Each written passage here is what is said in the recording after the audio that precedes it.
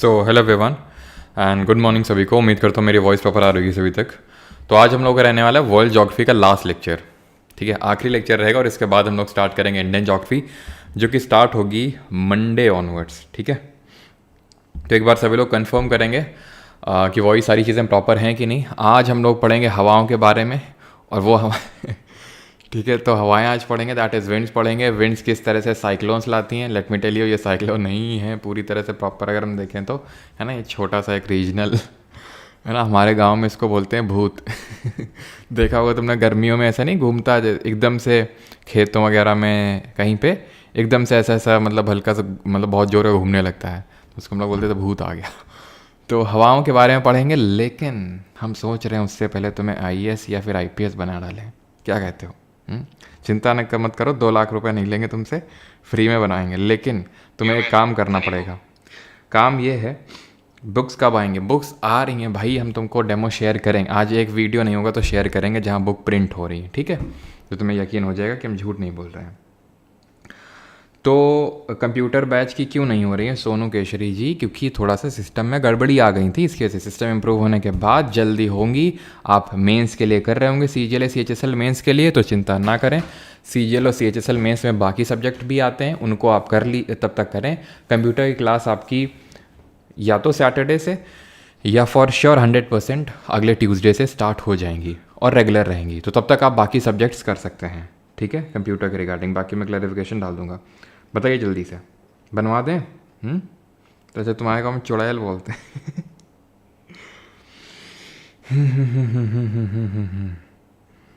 बताओ भाई। तो चलो फिर, तुम्हें काम ये करना है, अभी तुम्हारे सामने 3 सवाल आएंगे, जिनमें कि पहले 2 ये क्वेश्चंस रहे, और इन 3 में से जिसने भी 2 सवाल अगर सही आंसर दे दिया, सीधा आईएएस बनाएंगे। जैसे सीधा मेजर होता है वैसा ही सीधा IAS. With reference to water vapour which of the following statement is or are correct, consider the following, how many of the above are the products of the volcanic eruptions. ये 2 question हो गए। पहले तो यही करिए आप, ठीक है, और फिर जो कर चुके तो बताना, ठीक है। करो इसको आराम से लेके, टाइम लेके, पॉज करके, तब तक हम बताते हैं। पहला वाला कर लो, ये वाटर वेपर वाला कर लिया सभी ने? नहीं कर लिया है तो अपना आराम से समय लो, पॉज करो। क्यों क्वेश्चन ये मैंने लिया? बिकॉज कल ही वाटर वेपर के बारे में पढ़ाया है। क्या कल मैंने आपको पढ़ाया था कि वाटर वेपर हमारे एटमॉस्फेयर में 0 to 4% होता है। ये सबसे ज़्यादा अमाउंट में प्रेजेंट होने वाली ग्रीन हाउस गैस है। CO2 से भी ज़्यादा होती है। ऑर्डर बताए थे कल, याद हो, water vapour, CO2 then CH4। Question जब करवा रहे थे बताए थे। तो जो लोग क्वेश्चन में भाग जाते हैं ना, तो अब वो उनका जो है उनको पता चलेगा। IRS बनवा दे सर। अरे जो तुम बोलोगे वो बनवाएंगे। फर्स्ट प्रेफरेंस तुम बस अपनी बता देना। डेफ एफ भी कुछ नहीं बनवाएंगे तुमसे, सीधा जैसे मेजर होता है सीधा IAS IPS IRS जो बोलोगे वो बनवाएंगे। It is a gas the amount of which decreases with altitude, और its percentage is maximum at the poles. ये चीज़ तो मैंने बताई थी आपको, अगर याद हो, वाटर वेपर। ये तो जब MCQ पढ़ा रहा था तब ये चीज़ बताई थी की सबसे ज़्यादा होती है। और ये तो जब मैंने पढ़ा ही रहा था तभी मैंने आपको बताया था कि जैसे इक्वेटर से आप पोल्स की तरफ जाएंगे तो जो वाटर वेपर है, amount of water vapour present in the atmosphere, उसको क्या बोलते हैं? उसको बोलते हैं, जल्दी से बताइए। तो उसको बोलते हैं ह्यूमिडिटी, ठीक है। तो ह्यूमिडिटी कहाँ पे ज़्यादा होगी? जहाँ पे गर्मी ज़्यादा पड़ेगी, जहाँ पे हीट ज़्यादा होगी। तो हीट ज़्यादा कहाँ पे होती है? इक्वेटर पे होती है। पोल्स पे कम होती है। तो percentage is maximum at the equator not at the poles. तो दूसरा वाला गलत होगा, गलत होगा। पहला वाला, it is a gas the amount of which decreases with altitude, बिल्कुल डिक्रीज करता है amount of water vapour with altitude. तो ये स्टेटमेंट सही है। That is option number A1 only will be the correct answer. Water vapour के बारे में पहला स्टेटमेंट सही है। वाटर वेपर एक गैस, हमने पढ़ा था कि किस तरह से वाटर जो है वो वाटर वेपर में कन्वर्ट होता है। इसी को हम इवेपोरेशन यानी कि वाष्पोत्सर्जन आई थिंक हिंदी में बोलते हैं। और जब वाटर वेपर वाटर में कन्वर्ट होता है यानी गैस लिक्विड में कन्वर्ट होता है, इसको कंडेंसेशन यानी कि संघनन बोलते हैं। दूसरा क्वेश्चन है, consider the following, how many of the above are product of volcanic eruptions. तो वॉल्केनिक इरप्शंस के क्या क्या प्रोडक्ट्स हैं? ऑप्शंस हैं आपके, हिंदी में भी मीनिंग लिखिएगा सर, हिंदी में भी लिखेंगे, चिंता ना करिए, ठीक है। तो पहला स्टेटमेंट है आपका pyroclastic debris, ash and dust, nitrogen compound, sulphur compounds, only 1, only 2, only 3 या फिर ऑल 4? तो कौन सा सही होगा यहाँ पे?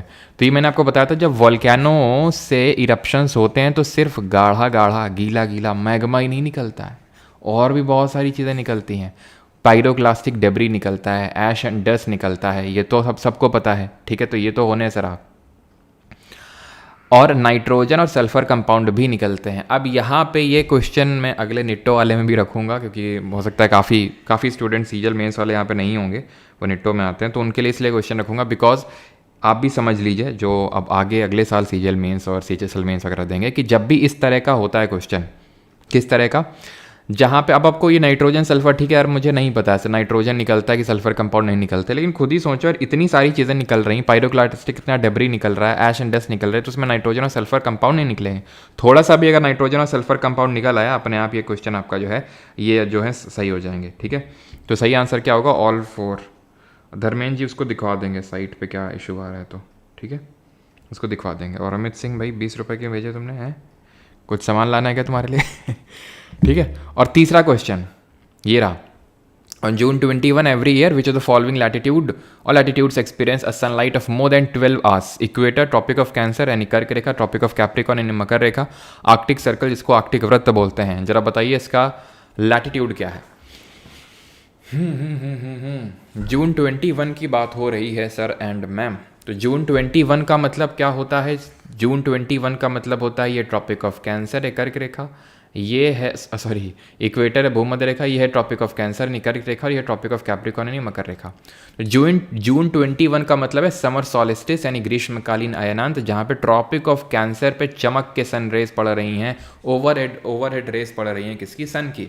और इस दिन मैंने बताया था कि यहाँ पे और इसके ऊपर जितना वाला पार्ट है 12 घंटे से ऊपर का ही सनलाइट एक्सपीरियंस होगा, और यहाँ frigid zone that is Arctic circle के बियॉन्ड, आर्कटिक सर्कल मतलब 66.5 डिग्री नॉर्थ, इसके ऊपर का जोन क्या कहलाता है? Frigid zone. यहाँ तो भैया पूरा 24 आवर्स डे लाइट तुमको मिलेगा।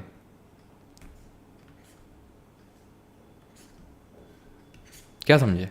खत्म। अब जल्दी से बताओ कितने लोग हैं, ठीक है, और जल्दी से मुझे कमेंट में सभी लोग बता देंगे, सीधा प्रशस्ति पत्र भिजवाया जाएगा आपके यहाँ पे, और जैसे ही मिलेगा तुरंत ज्वाइनिंग करिएगा, ठीक है। चलो शुरू करते हैं। वाई विंड ब्लोस, क्यों चलती है पवन? तो क्यों चलती है पवन? अभी हम सीखेंगे क्यों चलती है। तो चलती है पवन प्रेशर डिफरेंस की वजह से। क्यों चलती है? प्रेशर डिफरेंस, जब दाब में अंतर होता है, ठीक है, जब दाब में अंतर होता है, दाब में अंतर होता है, प्रेशर में डिफरेंस। कौन प्रेशर लगा रहा है यहाँ पे? हवाएं ही प्रेशर लगा रही हैं, विंड ही प्रेशर लगा रही हैं। अब यहाँ पे आप समझें कोल्ड एयर का नेचर क्या होता है और वार्म एयर का नेचर क्या होता है, गर्म हवा और ठंडा हवा किस तरह का बिहेवियर दिखाता है, ये हमें समझना है। तो जो कोल्ड एयर है ना, जो ठंडी हवा है, वो भारी होती है, डेंस होती है, और भारी चीज़ हमेशा नीचे बैठती है, तो इट सिंक्स। और हल्की हवा, सॉरी वार्म हवा जो होती है वो हल्की होती है, लाइट होती है, और लाइट हवा हमेशा ऊपर की तरफ यानी राइज करेगी, ठीक। ये नेचर होता है दोनों का।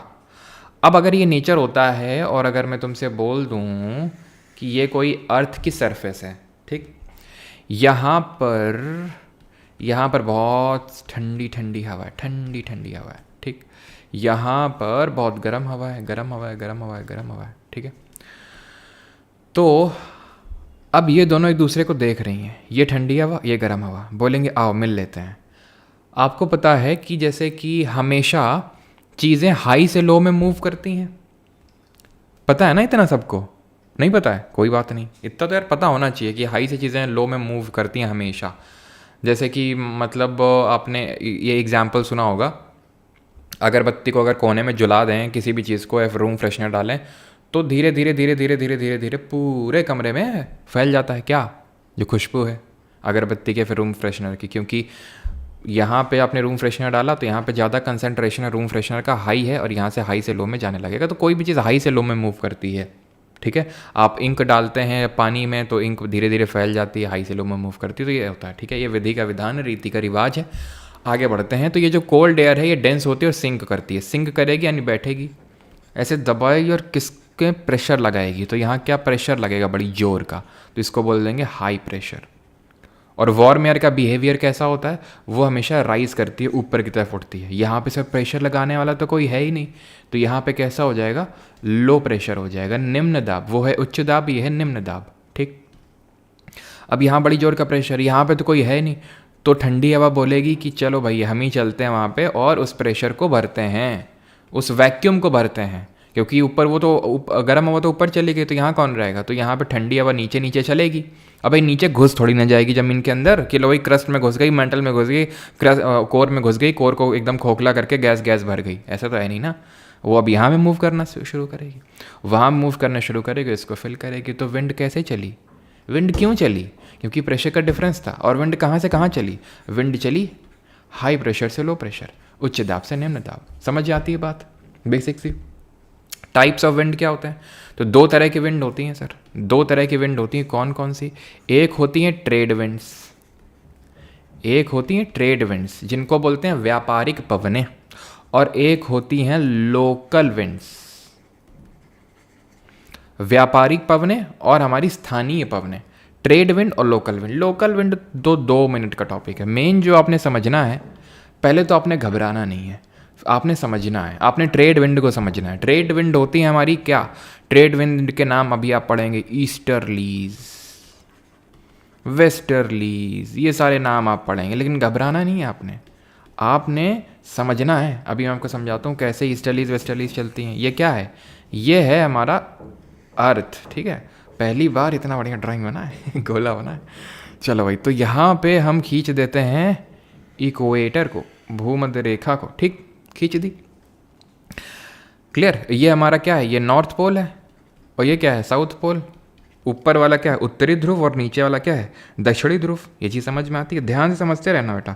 हम वापस इसको रिपीट, सर SSC 2.8 से CAPF पेपर का हो सकता है मैथ लक्ष्य, प्लीज़ सभी लोगों से गुजारिश है कि लास्ट में तरह के डाउट पूछा करो, बीच में ये सिर्फ टॉपिक रिलेटेड डाउट पूछा करो, फिर एकदम मूड वो होता है ना, ठीक है, समझ रहे हो जाएगा, बाद में पूछना है ना, एक बार रिकॉल करो। तो ये चीज़ है, ठीक है। ऊपर नॉर्थ पोल और नीचे साउथ पोल, ठीक है। ध्यान से समझते रहना, फिर मैं रिपीट नहीं करूँगा इस चीज़ को, हाँ, क्योंकि मैं पूरी शिद्दत के साथ पढ़ाऊँगा, तो शिद्दत के साथ पढ़ना, और रिपीट का जिसका वो हो तो फिर से पीछे करके देखना, ठीक है। सिंपल मुझे बताओ, मतलब सबसे कम प्रेशर, यानी कि इससे ज़्यादा लो प्रेशर तो कहीं हो ही नहीं सकता है, तो तुम कौन सी जगह चुनोगे, कहीं पे चुन लो, कहीं पे भी। सर बता दो मुझे, इक्वेटर के पास, ट्रॉपिक ऑफ कैंसर के पास, पोल्स के पास, जल्दी से बताओ कहाँ पे चुनना पसंद करोगे, जल्दी से तो कहाँ चुनना पसंद करोगे भाई। तो भाई तुम जहाँ भी पसंद करो, तुम्हारी पसंद नापसंद से कुछ नहीं होने वाला है। लो प्रेशर यहाँ पे होगा, ये लो प्रेशर यहाँ पे होगा, इक्वेटर पे। समझ में आती है बात, भूमध्य रेखा पे। क्योंकि तभी मैंने बोला था कि प्रीवियस लेक्चर अगर नहीं समझ में आएंगे तो फिर आगे का नहीं समझ में आएगा, और प्रीवियस अगर समझे हो तो यहाँ समझ में आएगा आराम से कि यहाँ पे लो प्रेशर बनेगा, क्योंकि यहाँ पे बहुत ज़्यादा धूप पड़ेगी, गर्मी पड़ेगी, गर्म हवा हो जाएगी, गर्म हवा ऊपर उठती है, लो प्रेशर बनता है, ठीक। इससे ज़्यादा तो कहीं लो प्रेशर होगा नहीं, ठीक है। हवा कैसे चलती है, हाई प्रेशर से लो प्रेशर, तो और इससे ज़्यादा हाई प्रेशर कहीं पर नहीं होगा, है। इससे ज़्यादा कहीं हाई प्रेशर हो सकता है, पोल्स जहाँ ध्रुव हैं, जहाँ पे एकदम बहुत जोर की ठंडी पड़ती, कभी डायरेक्ट रेस तो पड़ती ही नहीं है सन की। हाई प्रेशर इससे ज़्यादा तो कहीं नहीं होगा, बस चला दो हाई से लो, है, हो गया। इतना आसान है, मारेंगे भी तुम्हें इतना आसान नहीं है, ठीक है, कि बस वहाँ से यहाँ सीधे चल गया। और बीच में जो लोग हैं वो क्या घुइयाँ छीलेंगे बैठ के, नहीं, घुइयाँ नहीं छीलेंगे वो। उनके लिए हम यहाँ पे क्या करते हैं, इतना भी सिंपल नहीं होता कि सीधे पोल से हवा चलती इक्वेटर की तरफ ना, इतना भी सिंपल नहीं होता है। होता इस तरह से, अब जैसे यहाँ पे लो प्रेशर है, यहाँ पे क्या है सर, यहाँ पे लो प्रेशर है ना, तो लो प्रेशर वाली क्या करती है, विंड ऊपर उठती है। ये लो प्रेशर वाली विंड ऊपर उठेगी। ऊपर कब तक उठेगी, भाग थोड़ी ना जाएगी। यहाँ पे ट्रोपोपॉस है, ट्रोपोपॉस कल पढ़ाए थे ना, ट्रोपोपॉस बताओ मुझे क्या होती है ट्रोपोपॉस। तो उठेगी उठेगी उठेगी और उठेगी, ऊपर जाएगी तो ठंडी नहीं हो जाएगी, क्योंकि ऊपर तो ठंडक है, तो ऊपर चलेगी, ठंडक है। फिर क्योंकि जब ये ठंडी हो जाएगी तो बोलेगी अब तो हम ठंडी हवा है, हमारी प्रॉपर्टी तो चेंज हो गई। ठंडी हवा की प्रॉपर्टी ये होती है कि वो बैठती है, वो सिंक करती है। ट्रोपोपॉस पे चलेगी, कब तक चलेगी, एक पॉइंट आएगा गिर जाएगी बेचारी। क्या करेगी, गिर जाएगी, ठीक है। और यहाँ पे ठंडी ठंडी हवा हो जाएगी, यानी कि यहाँ पे क्या हो जाएगा, हाई प्रेशर हो जाएगा। क्यों हाई हो गया, क्योंकि हवा यहाँ पे ठंडी हो गई, ठंडी हवा गिरती है, तो यहाँ पे क्या हुआ, हाई प्रेशर, ये हो गया हाई प्रेशर, ठीक है। और इस प्रेशर को क्या करवाना है, अभी नीचे शिफ्ट करवाना है, क्योंकि हवा कैसे चलती है, हवा चलती है हाई प्रेशर से लो प्रेशर की तरफ। तो ये हाई प्रेशर है, यहाँ लो प्रेशर है, तो बस ऐसे चला दो हवा, चल गई हवा। बोलो भाई, चल गई हवा। ऐसे ही यहाँ पे होगा, ऐसे ही एक हवा यहाँ से ऐसे निकलेगी और यहाँ पे हाई प्रेशर बना देगी। यहाँ पे बताने के लिखने की तो ज़रूरत नहीं है ना, बताओ भाई, ज़रूरत है क्या लिखने की। यहाँ पे भी ऐसे हाई प्रेशर बन जाएगा, जो चीज़ नदर्न हेमिस्फेयर में होगी वही सदर्न हेमिस्फेयर है, जो चीज़ उत्तरी गोलार्ध में वही चीज़ दक्षिणी गोलार्ध में। यहाँ हाई प्रेशर बना दिया। समझते जाना ढंग से, फिर समझ में आएगा मैं क्यों इतनी मतलब आराम आराम से और क्यों इतनी सारी चीज़ें बता रहा हूँ आपको। तो यहाँ पे भी ऐसे ऐसे हाई प्रेशर से लो प्रेशर, हाई से लो, हाई से लो, हाई से लो, हाई से लो, हाई से लो, हाई से लो, ठीक ठीक ऐसे बन जाती हैं। ये हैं पवनें चल गई। लेकिन पवनों को हम ईस्टर्लीज वेस्टर्लीज बोलते हैं। और जो विंड का नाम पड़ता है ना, ध्यान रखना, जो नेम ऑफ विंड पड़ता है, किसी भी हवा का नाम उसके डायरेक्शन ऑफ ओरिजिन से पड़ता है, निर्धारित होता है। Direction of origin, direction of origin कैसे, जैसे ईस्टर्लीज है तो इसका मतलब है ये ऐसे चल रही होगी, यानी ईस्ट से वेस्ट की तरफ चल रही होगी। कहाँ से चलना स्टार्ट करी, ईस्ट से, that's why the name easterlies. Westerlies ऐसे चल रही होगी। ये कुछ ऐसा चलता हुआ तो हमें ना दिखाई दे रही है। एक्चुअल में जो डायग्राम बनता है ना, वो कुछ ऐसा बनता है, ऐसा बनता है, देख रहे हो, ये ऐसे करके। और अब ये बन जाती हैं ईस्टर्लीज वेस्टर्लीज। तो ऐसा क्यों है, ऐसा है कॉरियोलिस फोर्स की वजह से। जी हाँ दोस्तों, कॉरियोलिस फोर्स, ये फोर्स हमें देखने को मिलता है रोटेशन की वजह से। किसकी वजह से, पृथ्वी के घूर्णन की वजह से। अर्थ का रोटेशन जो होता है वो एक फोर्स जनरेट करता है, मैंने आपको बताया भी होगा पहले। इसको कॉरियोलिस फोर्स बोलते हैं। ये चीज़ों को, ये जो फोर्स है, ये चीज़ों को नदर्न हेमिस्फेयर में, उत्तरी गोलार्ध यानी कि इक्वेटर से ऊपर वाले क्षेत्र में, चीज़ों को राइट की ओर डिफ्लेक्ट कर देता है, और सदर्न हेमिस्फेयर में चीज़ों को लेफ्ट की ओर डिफ्लेक्ट कर देता है, यानी बाएं साइड की ओर डिफ्लेक्ट कर देता है। रोटेशन की वजह से इसका जन्म होता है। और ये जो फोर्स होता है ये इक्वेटर पे, भूमध्य रेखा पे 0 होता है। और जैसे जैसे इक्वेटर से पोल्स की तरफ जाएंगे, ध्रुवों की तरफ जाएंगे, तो ये बढ़ता जाएगा और पोल्स पे मैक्सिमम हो जाएगा। जैसे कि मैं आपको उदाहरण देता हूँ, देखो, जैसे तुमने एक वो नहीं होता है जैसे छोटे बच्चों वाला, मतलब ऐसे घूमता सा है, ऐसी ट्रॉली सी होती है, उसमें छोटे बच्चे बैठे रहते हैं, ऐसा होता है ना, होता है ना ऐसे, ठीक है, चलो ठीक है। तो मैं यहाँ पे ऐसे करता हूँ, 3 ट्रॉली ऐसे करके बना देता हूँ, ऐसे करके, है ना, ऐसे 3 ट्रॉली बना देता हूँ। अब तुम मुझे बताना, इस वाले केस में यहाँ पे एक बच्चा यहाँ बैठा है, एक बच्चा यहाँ बैठा है और एक बच्चा यहाँ बैठा है, ठीक है, तीनों सेम साइज़ की ट्रॉली हैं, ठीक है, सब कुछ ठीक है, सब कुछ सेम है। तुम मुझे बताओ कि जो बच्चा सेंटर में है, सेंटर के ज़्यादा नज़दीक है, इसको बहुत ज़्यादा एकदम थ्रिल महसूस होगा, बहुत ज़्यादा इसको मतलब फोर्स लगेगा इस पे, या इस पे लगेगा बहुत ज़्यादा, बच्चे ए पे या बच्चे बी पे, किस पे बहुत ज़्यादा, किसको थ्रिल एक्सपीरियंस होगा, बहुत ज़्यादा उसको लग रहा होगा यार, बहुत ज़्यादा जोर का डर लग रहा है, बहुत जोर का फोर्स लग रहा है हम पे, किस पे लग रहा होगा, एंड वाले पे। बच्चे भी सेम साइज़ के हैं, एंड वाले पे, बिल्कुल एंड वाले पे। समझ गए ना क्यों मैंने एग्जांपल दिया, क्योंकि तुम अब फील कर पा रहे हो उस चीज़ को, तुम्हें फील दिलाना ज़रूरी है। अब उसी तरह यहाँ पे भी है, जब ये अर्थ रोटेट कर रही है तो सेंटर पे जो कॉरियोलिस फोर्स है वो 0 होगा, और यहाँ पे वो फोर्स मैक्सिमम होगा एकदम एंड पे, दैट इज पोल्स पे। कहाँ पे, ध्रुवों पे, ठीक है। क्लियर है इतनी चीज़ यहाँ तक सभी को, ठीक है।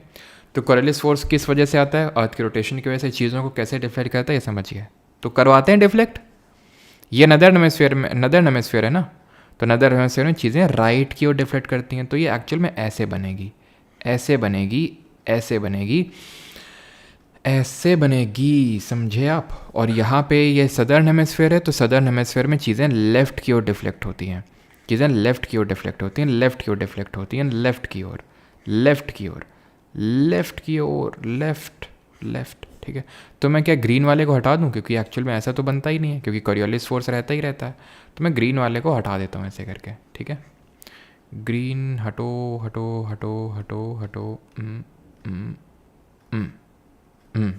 ठीक है, क्लियर इतनी चीज़। तो ये होती हैं हमारी ट्रेड विंड, लेकिन कैसे चल रही हैं, ईस्ट की तरफ से चल रही हैं, तो इनको ईस्टर्लीज बोलते हैं। समझ आई बात, बस समझते जाइएगा आप, ठीक है। तो इनको हमने ईस्टर्लीज बोल दिया। अब यहाँ से ज़्यादा कहीं हाई प्रेशर नहीं बन सकता है, पोल्स वाले जो एरिया है यहाँ से ज़्यादा कहीं हाई प्रेशर बन सकता है, नहीं बन सकता हाई प्रेशर। अब हाई प्रेशर है, दैट मीन कि विंड ठंडी है, ठंडी विंड नीचे नीचे चलेगी, ऊपर थोड़ी ना जाएगी, ऊपर तो गर्म हवा जाती है, इतना तो पता ना। अगर किसी को ना समझ में आ रहा है फिनोमिना, तो ऐसा एक काम करना कि जैसे अगर आपके रूम में ऐसा, अगर आप घर में जैसे एसी वगैरह हो तो एसी उसको ऑन करना, ठीक है, और बाहर से कम थोड़ा सा गेट खोलना कमरे का और बाहर से निकलना, तो महसूस करोगे पैरों में बहुत ज़्यादा ठंडक लग रही है, ऊपर नहीं लग रही। क्यों? या फिर क्यों लग रही है? क्यों? क्योंकि जो ठंडी हवा होती है वो सिंक करती है, वो डूबती है, वो ऊपर की तरफ नहीं उठती है। इस चीज़ को ध्यान रखिएगा। और जैसे कि जब एसी वगैरह चलाओ तो आपने एक्सपीरियंस किया होगा, जो लोग नीचे लेटे रहते हैं तो उनको ज़्यादा ठंडक महसूस होती है। तो यहाँ पे वो जो ठंडी हवा है वो नीचे नीचे चलेगी चलेगी नीचे, कब तक चलेगी? फ्रिक्शन की वजह से, घर्षण की वजह से, नीचे चलने की वजह से वो गर्म हो जाएगी, और जब गर्म हो जाएगी तो वो राइज करेगी, वो उठेगी, और यहाँ पे जब उठेगी तो उठ रही है, वो उठ गई है, तो नीचे कोई प्रेशर लगाने वाला यहाँ रहा क्या? नहीं रहा, लो प्रेशर। ये क्या बन गया? एक low pressure, relatively low pressure बन गया। ये लो प्रेशर इसके इतना लो नहीं होगा, ये हाई जो बना है इसके इतना हाई नहीं होगा। मुझे पता है पहले से तुम्हारे दिमाग में क्या डाउट आएगा, सर यहाँ पोल्स पे कैसे लो प्रेशर बन सकता है? तो क्या हम सीधे सीधे लिख दिए थे क्या कि यहाँ पे लो प्रेशर बना है? ये पूरी ग्राम गाथा इसीलिए तो समझा रहे हैं, ताकि हम तुम्हें बताएं कि यहाँ पे इसको बोलते हैं सब पोलार लो। तो तुम्हारे दिमाग में ये डाउट ना है कि भाई पोल्स में कैसे लो बन सकता है, ऐसे बन सकता है, ठीक है। ये लो इक्वेटर के लो के जितना लो नहीं होगा, और अगर फिर भी ना समझ में तो अभी बताएंगे, रट्टा मारो जिंदाबाद। वैसे तो हमने समझा दिया आपको कि क्या क्यों ये लो प्रेशर बनता है। तो यहाँ पे लो प्रेशर बन गया। अब हवा कैसे चलाएं? यहाँ लो प्रेशर है, यहाँ लो प्रेशर है, यहाँ लो प्रेशर है, यहाँ लो प्रेशर है। विंड अब कैसे चलेगी? विंड चलेगी हाई से लो, विंड चला दो हाई से लो। ऐसे यहाँ भी हाई से लो चलेगी। क्यों? क्योंकि यहाँ पे भी तो लो प्रेशर ऐसे ही बन रहा होगा, यहाँ पे भी तो लो प्रेशर बन रहा होगा। और कॉरियोलिस फोर्स को कौन इफेक्ट मिलेगा? वो भी तो हमें इफेक्ट में लेना पड़ेगा कॉरियोलिस फोर्स को। तो कॉरियोलिस फोर्स क्या करेगा? कॉरियोलिस फोर्स करेगा चीज़ों को यहाँ पे राइट की ओर डिफ्लेक्ट कर, राइट की ओर, राइट की ओर, राइट की ओर और राइट की ओर। एज यहाँ पे लेफ्ट की ओर करेगा लेफ्ट की ओर करेगा कि नहीं करेगा? यानी कि ऐसे, लेफ्ट ऐसे ही तो होगा, इसका लेफ्ट है कि नहीं? तो यहाँ पे इनको मैं हटा देता हूँ, ये जो सीधे सीधे एरो मैंने ड्रॉ किए थे, ठीक है। विंड कैसे चल रही समझ में आया? समझ में आया कि नहीं आया? बस यही समझने वाला कॉन्सेप्ट है, बाकी तो आगे जल्दी जल्दी हो जाएगा। ये क्योंकि वेस्ट साइड से चल रही हैं तो इनको बोल देते हैं वेस्टर्लीज। समझ में आ गया वेस्टर्लीज क्या होती हैं? ठीक है, वेस्टर्लीज। अब तुम देखो, सोचो कि यहाँ पे ये लो प्रेशर है, ये लो प्रेशर है, ये हाई प्रेशर है, ये चीज़ जो मैं गोला बना रहा हूँ ऊपर ऊपर। तो हाई से लो विंड चलेगी, तो ऐसे विंड चलना स्टार्ट हो जाएगी। अगर वहाँ समझ में नहीं आ रहा तो यहाँ समझ लो, ऐसा कुछ बनाया मैंने ऊपर, वहाँ पे यहाँ पे लो प्रेशर है, लो प्रेशर है, यहाँ हाई प्रेशर था, तो हाई से लो विंड चलेगी ऐसे करके। कॉरियोलिस फोर्स की वजह से ऐसे डिफ्लेक्ट हो जाएगी। ऐसे कैसे हो जाएगी? मैं ड्रॉ करता हूँ फाइनल जो बनेगा। फाइनल कुछ ऐसा बनेगा, ऊपर ऊपर ऐसा बनेगा। इनको बोल देते हैं ईस्टर्लीज। सर ये भी तो ईस्टर्लीज थी, ये भी तो आप ईस्टर्लीज ही बता रहे थे। हाँ, ये भी ईस्टर्लीज ही हैं, वो भी ईस्टर्लीज है क्योंकि वो भी ईस्ट डायरेक्शन से चलेंगे, लेकिन इनको पोलर ईस्टर्लीज बोल देते हैं, पोलर ईस्टर्लीज। कभी इतना डीप में उससे ज़्यादा सवाल आप पूछता तो नहीं आपके, लेकिन फिर भी। और ये क्या है? ये हमारे हाई से लो, ये भी चलेंगे, लेकिन यहाँ लेफ्ट की ओर डिफ्लेक्शन होगा, लेफ्ट की ओर, लेफ्ट की ओर, लेफ्ट की ओर, तो ये भी पोलर ईस्टर्लीज हो जाएंगी। ठीक है, तो फाइनली आपका ये डायग्राम बनता है। ये है नॉर्थ ईस्ट, क्योंकि ये ईस्ट से तो चल रही है तो ईस्टर्लीज बोल दिया, लेकिन अगर स्पेसिफिकली देखें तो ये डायरेक्शन तो नॉर्थ ईस्ट होती है ना, तो इनको नॉर्थ ईस्टर्लीज बोल देते हैं और इनको साउथ ईस्टर्लीज बोल देते हैं। ठीक है, ये है हमारी पोलर ईस्टर्लीज और ये है वेस्टर्लीज। वेस्टर्लीज टेम्परेट एरिया में ब्लो करती हैं। समझे आप बात को? इसको बोलते हैं इक्वेटोरियल लो प्रेशर बेल्ट। क्या बोलते हैं इसको? Equatorial low pressure belt. और इसको बोलते हैं सब ट्रॉपिकल हाई, सब ट्रॉपिकल हाई बोलते हैं इसको, और इसको बोलते हैं सब पोलार लो, सब पोलार लो बोल देते हैं। और एकदम जो टॉप पे है या फिर एकदम बॉटम में, इसको पोलर हाई बोलते हैं। क्या हो गया, ये पोलर हाई हो गया, यहाँ पे सब पोलार लो हो गया, यहाँ सब ट्रॉपिकल हाई हो गया, और यहाँ इक्वेटोरियल लो हो गया। तो अब आपसे कुछ भी पूछेगा, ईस्टर्लीज कहाँ से कहाँ ब्लो होती हैं, वेस्टर्लीज कहाँ से कहाँ ब्लो होती हैं, तो आप बता पाएंगे। वैसे इस टॉपिक से ज़्यादा सवाल आते नहीं हैं आपके एसएससी एग्जाम में, लेकिन फिर भी कभी कभी अगर आ गया, और ये समझाने के लिए आपको, क्योंकि ईस्टर्लीज वेस्टर्लीज से तो सवाल आते हैं कि क्या होती हैं, तो बेसिक से सवाल पूछता है क्या होती हैं, तो ट्रेड विंड होती हैं, पवने होती हैं, कहाँ से कहाँ चलती हैं, अगर पूछ लिया तो वो भी आप बता पाएंगे, है कि नहीं। सिंपल, क्लियर है यहाँ तक। टाइप ऑफ विंड में ट्रेड विंड क्या होती हैं, कॉलेज वो समझ गए। अब ये जियोस्ट्रॉफिक विंड क्या होती हैं, ठीक है, ये जियोस्ट्रॉफिक पवनें क्या होती हैं। क्वेश्चन कैसा बनेगा सर, लेजेंड अभी बताएंगे क्वेश्चन कैसे बनेगा। ज़्यादा जैसे मैंने बताया क्वेश्चन तो इससे बनता उतना है नहीं कि भाई कहाँ से कहाँ चलती हैं, लेकिन अगर कभी पूछ ले तो, जैसे कि यहाँ पे ये जो पर्टिकुलर पूरी चीज़ बनती है ना, जैसे यहाँ पे विंड राइज करी, ऊपर चली और सिंक कर गई, डाउन कर गई, तो ये पूरा एक सेल बन जाता है, इसको बोलते हैं हेडली सेल। ऐसे यहाँ पे भी हेडली सेल, ठीक है। ऐसे यहाँ पे भी वो बनता है, पूरा एक सेल बन जाता है। सेल कैसे बनता है, जैसे यहाँ पे सिंक करी, ठीक है, ये लो प्रेशर है, यहाँ पे लो प्रेशर है, ठीक है, यहाँ से ऐसे ऐसे राइज करी और यहाँ पे लो प्रेशर बना, तो यहाँ पे भी क्या होगा, यहाँ पे एक हमारी और ऐसी सेल हम बनाते हैं, इसको बोलते हैं फेरल सेल। क्या बोलते हैं इसको, फेरल सेल बोलते हैं। ये भी आज तक सवाल पूछा नहीं है आपके एसएससी एग्जाम में, लेकिन अगर कहीं पूछ ले हेडली फेरल क्या है, तो आपको पता हो एटलीस्ट क्या होते हैं, ठीक है, तो थोड़ा सा पढ़ना ज़रूरी था। जियोस्ट्रोफिक विंड क्या होती हैं, ये थोड़ा इंपॉर्टेंट है, ध्यान रखिएगा। जियोस्ट्रोफिक पवनें क्या होती हैं, ये वो विंड होती हैं which blow parallel to isobars, which blow parallel to isobars, जो आइसोबार के पैरेलल ब्लो होती हैं। आइसोबार क्या होते हैं, बात ये आएगी, तब तक तो हमें समझ ही नहीं आएगा जियोस्ट्रोफिक विंड क्या होती हैं।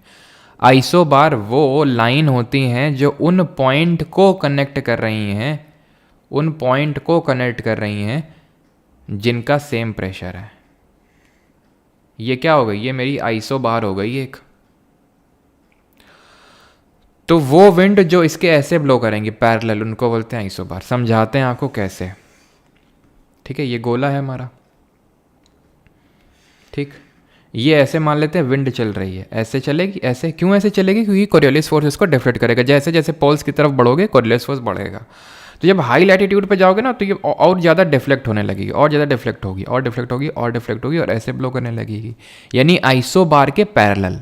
सर ये आइसोबार आप ऐसे क्यों ड्रॉ कर दिए सीधा, आइसोबार ऐसा भी तो हो सकता है, नहीं हो सकता है, होने को हो सकता है लेकिन ऐसा होता नहीं जनरली। क्यों, क्योंकि तुम मुझे बताओ, प्रेशर की जब मैं बात करूँगा, प्रेशर की अगर मैं बात कर रहा हूँ, तो ये पॉइंट ए है, ये पॉइंट बी है, और ये पॉइंट सी है, हैं, तो किन दो प्लेसेस के बीच में तुम बोलोगे कि सेम प्रेशर है, मैं बोलूँगा ए और बी। क्यों, क्योंकि सेम लैटिट्यूड पे है ना सर, तो सेम लैटिट्यूड पे है, तो जैसे ये सन यहाँ पे है, तो इन सारे पॉइंट को यहाँ पे चमक के प्रोवाइड करवा रहा होगा रोशनी, मतलब धूप या फिर हीट, तो इसलिए हीट पे ही तो प्रेशर डिपेंड करता है, तो इन दोनों का सेम क्या होगा प्रेशर, तो इसलिए आइसोथर्म कुछ ऐसा ही बनेगा।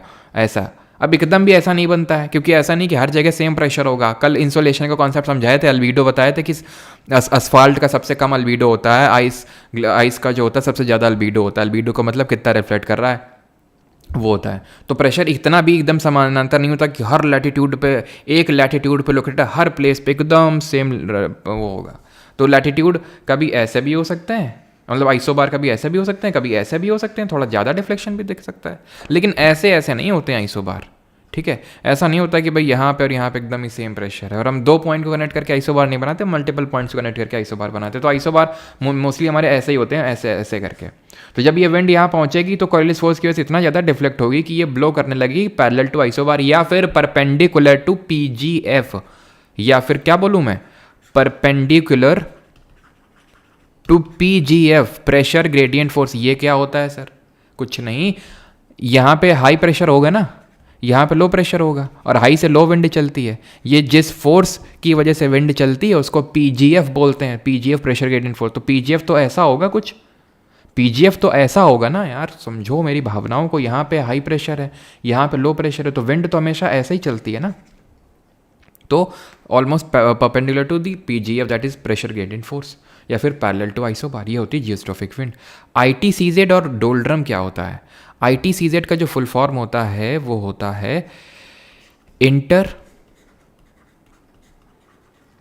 ट्रॉपिकल कॉन्वर्जेंस जोन, ये इसका फुल फॉर्म होता है। हिंदी में बोले तो अंतः उष्णकटिबंधीय अभिसरण क्षेत्र। लेकिन होता क्या है?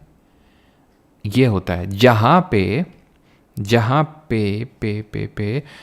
ये आपकी नॉर्थ ईस्ट और south east trade wind mill रही हैं, जहाँ मिल रही हैं, यही पूरे जोन को आईटीसीजेड बोला जाता है। ये जो येलो येलो ड्रॉ किए हैं यही आईटीसीजेड कहलाता है। आईटीसीजेड वो जोन होता है जहाँ पे ये नॉर्थ ईस्ट और साउथ ईस्ट विंड का मिलन होता है। समझ में आई बात? इसी को प्यार से डोल्ड्रम बोल देते हैं।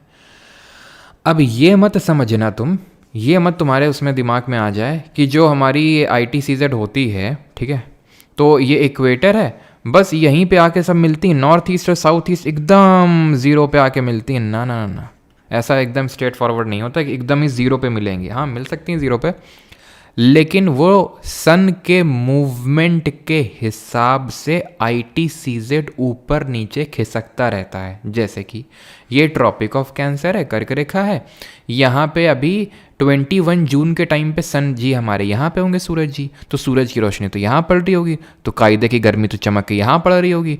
तो विंड जो है ये ऐसे करके मीट कर रही होंगी, कुछ यहाँ पे मीट कर रही होंगी। ये नॉर्थ ईस्ट और साउथ ईस्ट ट्रेड विंड ऊपर की तरफ मीट कर रही होंगी। क्यों मीट कर रही होंगी? क्योंकि हाई प्रेशर थोड़ा ऊपर शिफ्ट हो गया होगा, लो प्रेशर भी ऊपर की तरफ चला जाएगा, तो ये विंड भी थोड़ा ऊपर की तरफ मीट करेंगे, इक्वेटर के थोड़ा सा ऊपर मीट करेंगे।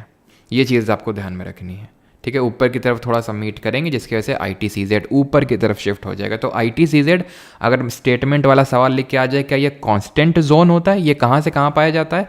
ये 10 डिग्री नॉर्थ से लेकर 10 डिग्री साउथ, तो ये कांस्टेंट नहीं है। सन के एपरेंट मूवमेंट के हिसाब से इसका मूवमेंट होता रहता है। गर्मियों के टाइम पे इक्वेटर के ऊपर होगा और सर्दियों के टाइम पे इक्वेटर के नीचे होगा। तो सन के मूवमेंट के हिसाब से इसका जो है जो जोन है वो डिसाइड होता है कि कहाँ पे। इसी को डोल्ड्रम बोलते हैं, इसी को ही डोल्ड्रम बोलते हैं। अब बात ये आती है कि एक और चीज़ होती है हमारी, जिसको हम बोलते हैं हॉर्स लैटिट्यूड, अश्व अक्षांश हिंदी में बोलते हैं। ये हॉर्स लैटिट्यूड क्या होते हैं? हॉर्स लैटिट्यूड क्या होते हैं? तो हॉर्स लैटिट्यूड हमारे वो होते हैं जो लैटिट्यूड में घोड़े दौड़ाए जाते हैं। जी हाँ, घोड़े दौड़ाए जाते हैं, ठीक है। तो एक्चुअल में हॉर्स लैटिट्यूड होते हैं हमारे 30 डिग्री नॉर्थ और 30 डिग्री साउथ। पहले लिख देता हूँ मैं, ये होता है हमारा 30 degrees north and 30 degrees of south. इसको हम बोलते हैं हॉर्स लैटिट्यूड, अश्व अक्षांश। ये है, ये जो आप देख पा रहे हैं, जहाँ पे ये विंड, ठंडी हवा गिरी, यही होता है हॉर्स लैटिट्यूड। तो अब ये सारी चीज़ें इसीलिए बताना ज़रूरत है, सो दैट आईटीसीजेड और हॉर्स लैटिट्यूड जिससे क्वेश्चन आते हैं तो वो आप समझ सकें। तो ये कहाँ है? 30 डिग्री नॉर्थ और 30 डिग्री साउथ में है, यानी ट्रॉपिक ऑफ कैंसर तो थोड़ा सा ऊपर, ट्रॉपिक ऑफ कैप्रिकॉर्न थोड़ा सा नीचे, जहाँ पे विंड वो कर रही है। हॉर्स लैटिट्यूड क्यों बोलते हैं? माना जाता है कि जब हॉर्स की ट्रेडिंग होती थी तो भाई ऐसा इंजन वाले शिप तो होते नहीं थे, हवा के सहारे चलाए जाते थे उनको। तो घोड़े लेके जब जाते थे लोग, तो भाई जब यहाँ पहुँचते थे तो क्योंकि यहाँ पे विंड नीचे जा रही है, और आपको पता है कि यार जो नीचे पता होना चाहिए आपको, जो नीचे जाने वाली जो विंड होती है जो कैटाबैटिक टाइप होती है, जैसे कल मैंने ऐसे बताया था कि विंड ऊपर चढ़ा रही है ओरोग्राफिक रेनफॉल पे, बारिश हो गई विंडवर्ड साइड, यहाँ नीचे जा रही है लीवर्ड साइड, बारिश नहीं हो रही है, तो जो विंड ऊपर की तरफ उठती है उसको एनाबैटिक बोलते हैं, और जो नीचे की तरफ धंसती है उसको कैटाबैटिक बोलते हैं वैली में। तो ऐसे ही समझ लो, नीचे जो जाती है ना विंड, वो बारिश नहीं करती है। तो क्योंकि बारिश नहीं होगी, हवा नहीं चलती, तो यहाँ पे जब लोग जाते तो एकदम फंस जाते थे, इनका शिप मूव ही नहीं करता था। तो घोड़े को डाल देते थे समुद्र में, सो दैट कि वेट कम हो शिप का और हल्का सा तो मूव करे शिप उनका। तो इसलिए माना जाता है कि इसने नाम पड़ा। ये स्टोरी कुछ नहीं पूछेगा आपसे, ठीक है। क्लियर इतनी चीज़ सबको समझ में आ गई सारी चीज़? किसी को दिक्कत तो नहीं? कोरलिस फोर्स वगैरह, कोरलिस फोर्स एक चीज़ ध्यान रखना, ये विंड की स्पीड पे भी क्या डिपेंड करता है क्या? यस, विंड की स्पीड जितनी तेज होगी कोरियोलिस फोर्स उतना तेज लगेगा। जैसे कि मैं 2 एग्जांपल लेता हूँ, फिर से तुम्हें फील दिलाता हूँ। जैसे ये 2 बॉल हैं, सेम साइज़ की हैं आपकी क्रिकेट बॉल, ये जा रही है एक स्पीड से, ये जा रही है उसकी दुगनी रफ्तार से, बहुत भयंकर स्पीड से। आप जब ये स्पीड से जा रही थी तो आपने हल्का सा इसमें फोर्स लगाया, दोनों में सेम अमाउंट का फोर्स लगाया, हल्का सा आपने उसको डिफ्लेक्शन दिया। किसमें ज़्यादा डिफ्लेक्शन होगा? इसमें ज़्यादा डिफ्लेक्शन होगा क्योंकि ज़्यादा वेलोसिटी के साथ ये जा रही है, तो इसमें बहुत भयंकर डिफ्लेक्शन होगा सेम फोर्स पे। वैसे ही कॉन्सेप्ट वैसा ही है, फील ले लो। ठीक है, क्लियर यहाँ तक? यहाँ तक अगर क्लियर हो तो जल्दी बताइए। रोरिंग, फिर हम देखते हैं कि ये रोरिंग 40s, फ्यूरियस 50s और स्क्रीमिंग या फिर श्रीकिंग 60s क्या होती है। सर आज सुबह सुबह शॉप पर काफ़ी टाइम लगा दिया आपने, मतलब क्या क्या क्या हो गया भाई तुम्हें? सैवेज। डोल्ड्रम और ITCZ एक ही चीज़ होती हैं कशिश जी। डोल्ड्रम और ITCZ एक ही चीज़ होती हैं। क्या चीज़ होती हैं? जहाँ पे नॉर्थ ईस्ट और साउथ ईस्ट ट्रेड विंड आके मिलती हैं, उस जोन को ITCZ बोलते हैं। जब सन ऊपर होगा तो थोड़ा सा और ऊपर की तरफ ये खिसक जाता है, बिकॉज ऊपर की तरफ मीट करती है। जब सन नीचे की तरफ होगा तो वो नीचे की तरफ चला जाता है। ठीक है, डेल स्टेन की बॉल, बिल्कुल आप बोल सकते हैं कि ये मुनाफ पटेल की एक बॉल है और एक डेल स्टेन की है। हल्का सा आप देखते हैं कि जो फास्ट बॉलर होता है, हल्का सा अगर एज लगता है बैट का तो उसके चांसेस ज़्यादा होते हैं कि खड़ाक से तुरंत वो बाउंड्री की तरफ पहुंच जाएगा। जैसे मुनाफ पटेल जैसे बॉलर होंगे तो या फिर प्रवीण कुमार जैसे, तो उनके में नहीं आता है उतना, है ना। पहले मजबूरी में शुरू किए थे लेकिन अभी मज़ा आ रहा है, क्या बात है। विंड डायरेक्शन का मेजरमेंट का इंस्ट्रूमेंट का नाम सर, सोनू राजपूत की मतलब डिमांड है कि हम नाम बताएं। तो देखिए, विंड डायरेक्शन जो होती है उसको मापते हैं हम, मतलब अच्छा मांग रखा है इन्होंने, सही टाइम पे सही मांग रखा है, बिकॉज हमें पता होना चाहिए। और एक विंड स्पीड होता है, तो डायरेक्शन को हम मापते हैं विंड वेन से। किससे मापते हैं? विंड वेन से मापते हैं। ठीक है, विंड वेन। ठीक है, और स्पीड को मापते हैं एनीमोमीटर से। और हाई ह्यूमिडिटी का तो कल बता दिए थे ना आपको, कि कल नहीं बताया था ह्यूमिडिटी वाला हाइग्रोमीटर होता है। कल बताया था कि नहीं आपको? ह्यूमिडिटी के लिए हाइग्रोमीटर। पता नहीं ऐसा क्यों मुझे लग रहा है, मैंने कल तुमसे पूछा था लेकिन मैं बताना भूल गया था। ऐसा है क्या? हाइग्रोमीटर ह्यूमिडिटी को मापते हैं। क्लियर इतनी चीज़। अभी हम बढ़ते हैं श्रीकिंग यूकिंग, क्या लिखा हुआ है? हेडली फेरल रिपीट क्या यार, क्या रिपीट करना है उसमें? ये यहाँ से विंड राइज करी, यहाँ पे सिंक कर गई, तो एक तरह का सेल बन गया ये, उसको हेडली बोल देते हैं। ऐसे ही नीचे भी तो हुआ था, तो हेडली। देन यहाँ पे सिंक करी थी, यहाँ पे आपकी राइज करी थी, तो यहाँ पे भी इस तरह से राइज कर उठेगी, धीरे धीरे ट्रैवल करेगी और यहाँ सिंक कर जाएगी, तो ये भी एक सेल बनेगा, फेरल बोलते हैं इसको। ऐसे यहाँ पोलर बनता है, पोलर पोल्स के पास बनता है। तो ये कभी पूछा नहीं है क्वेश्चन, लेकिन अगर पूछ ले तो ये विंड क्या होती हैं, देखो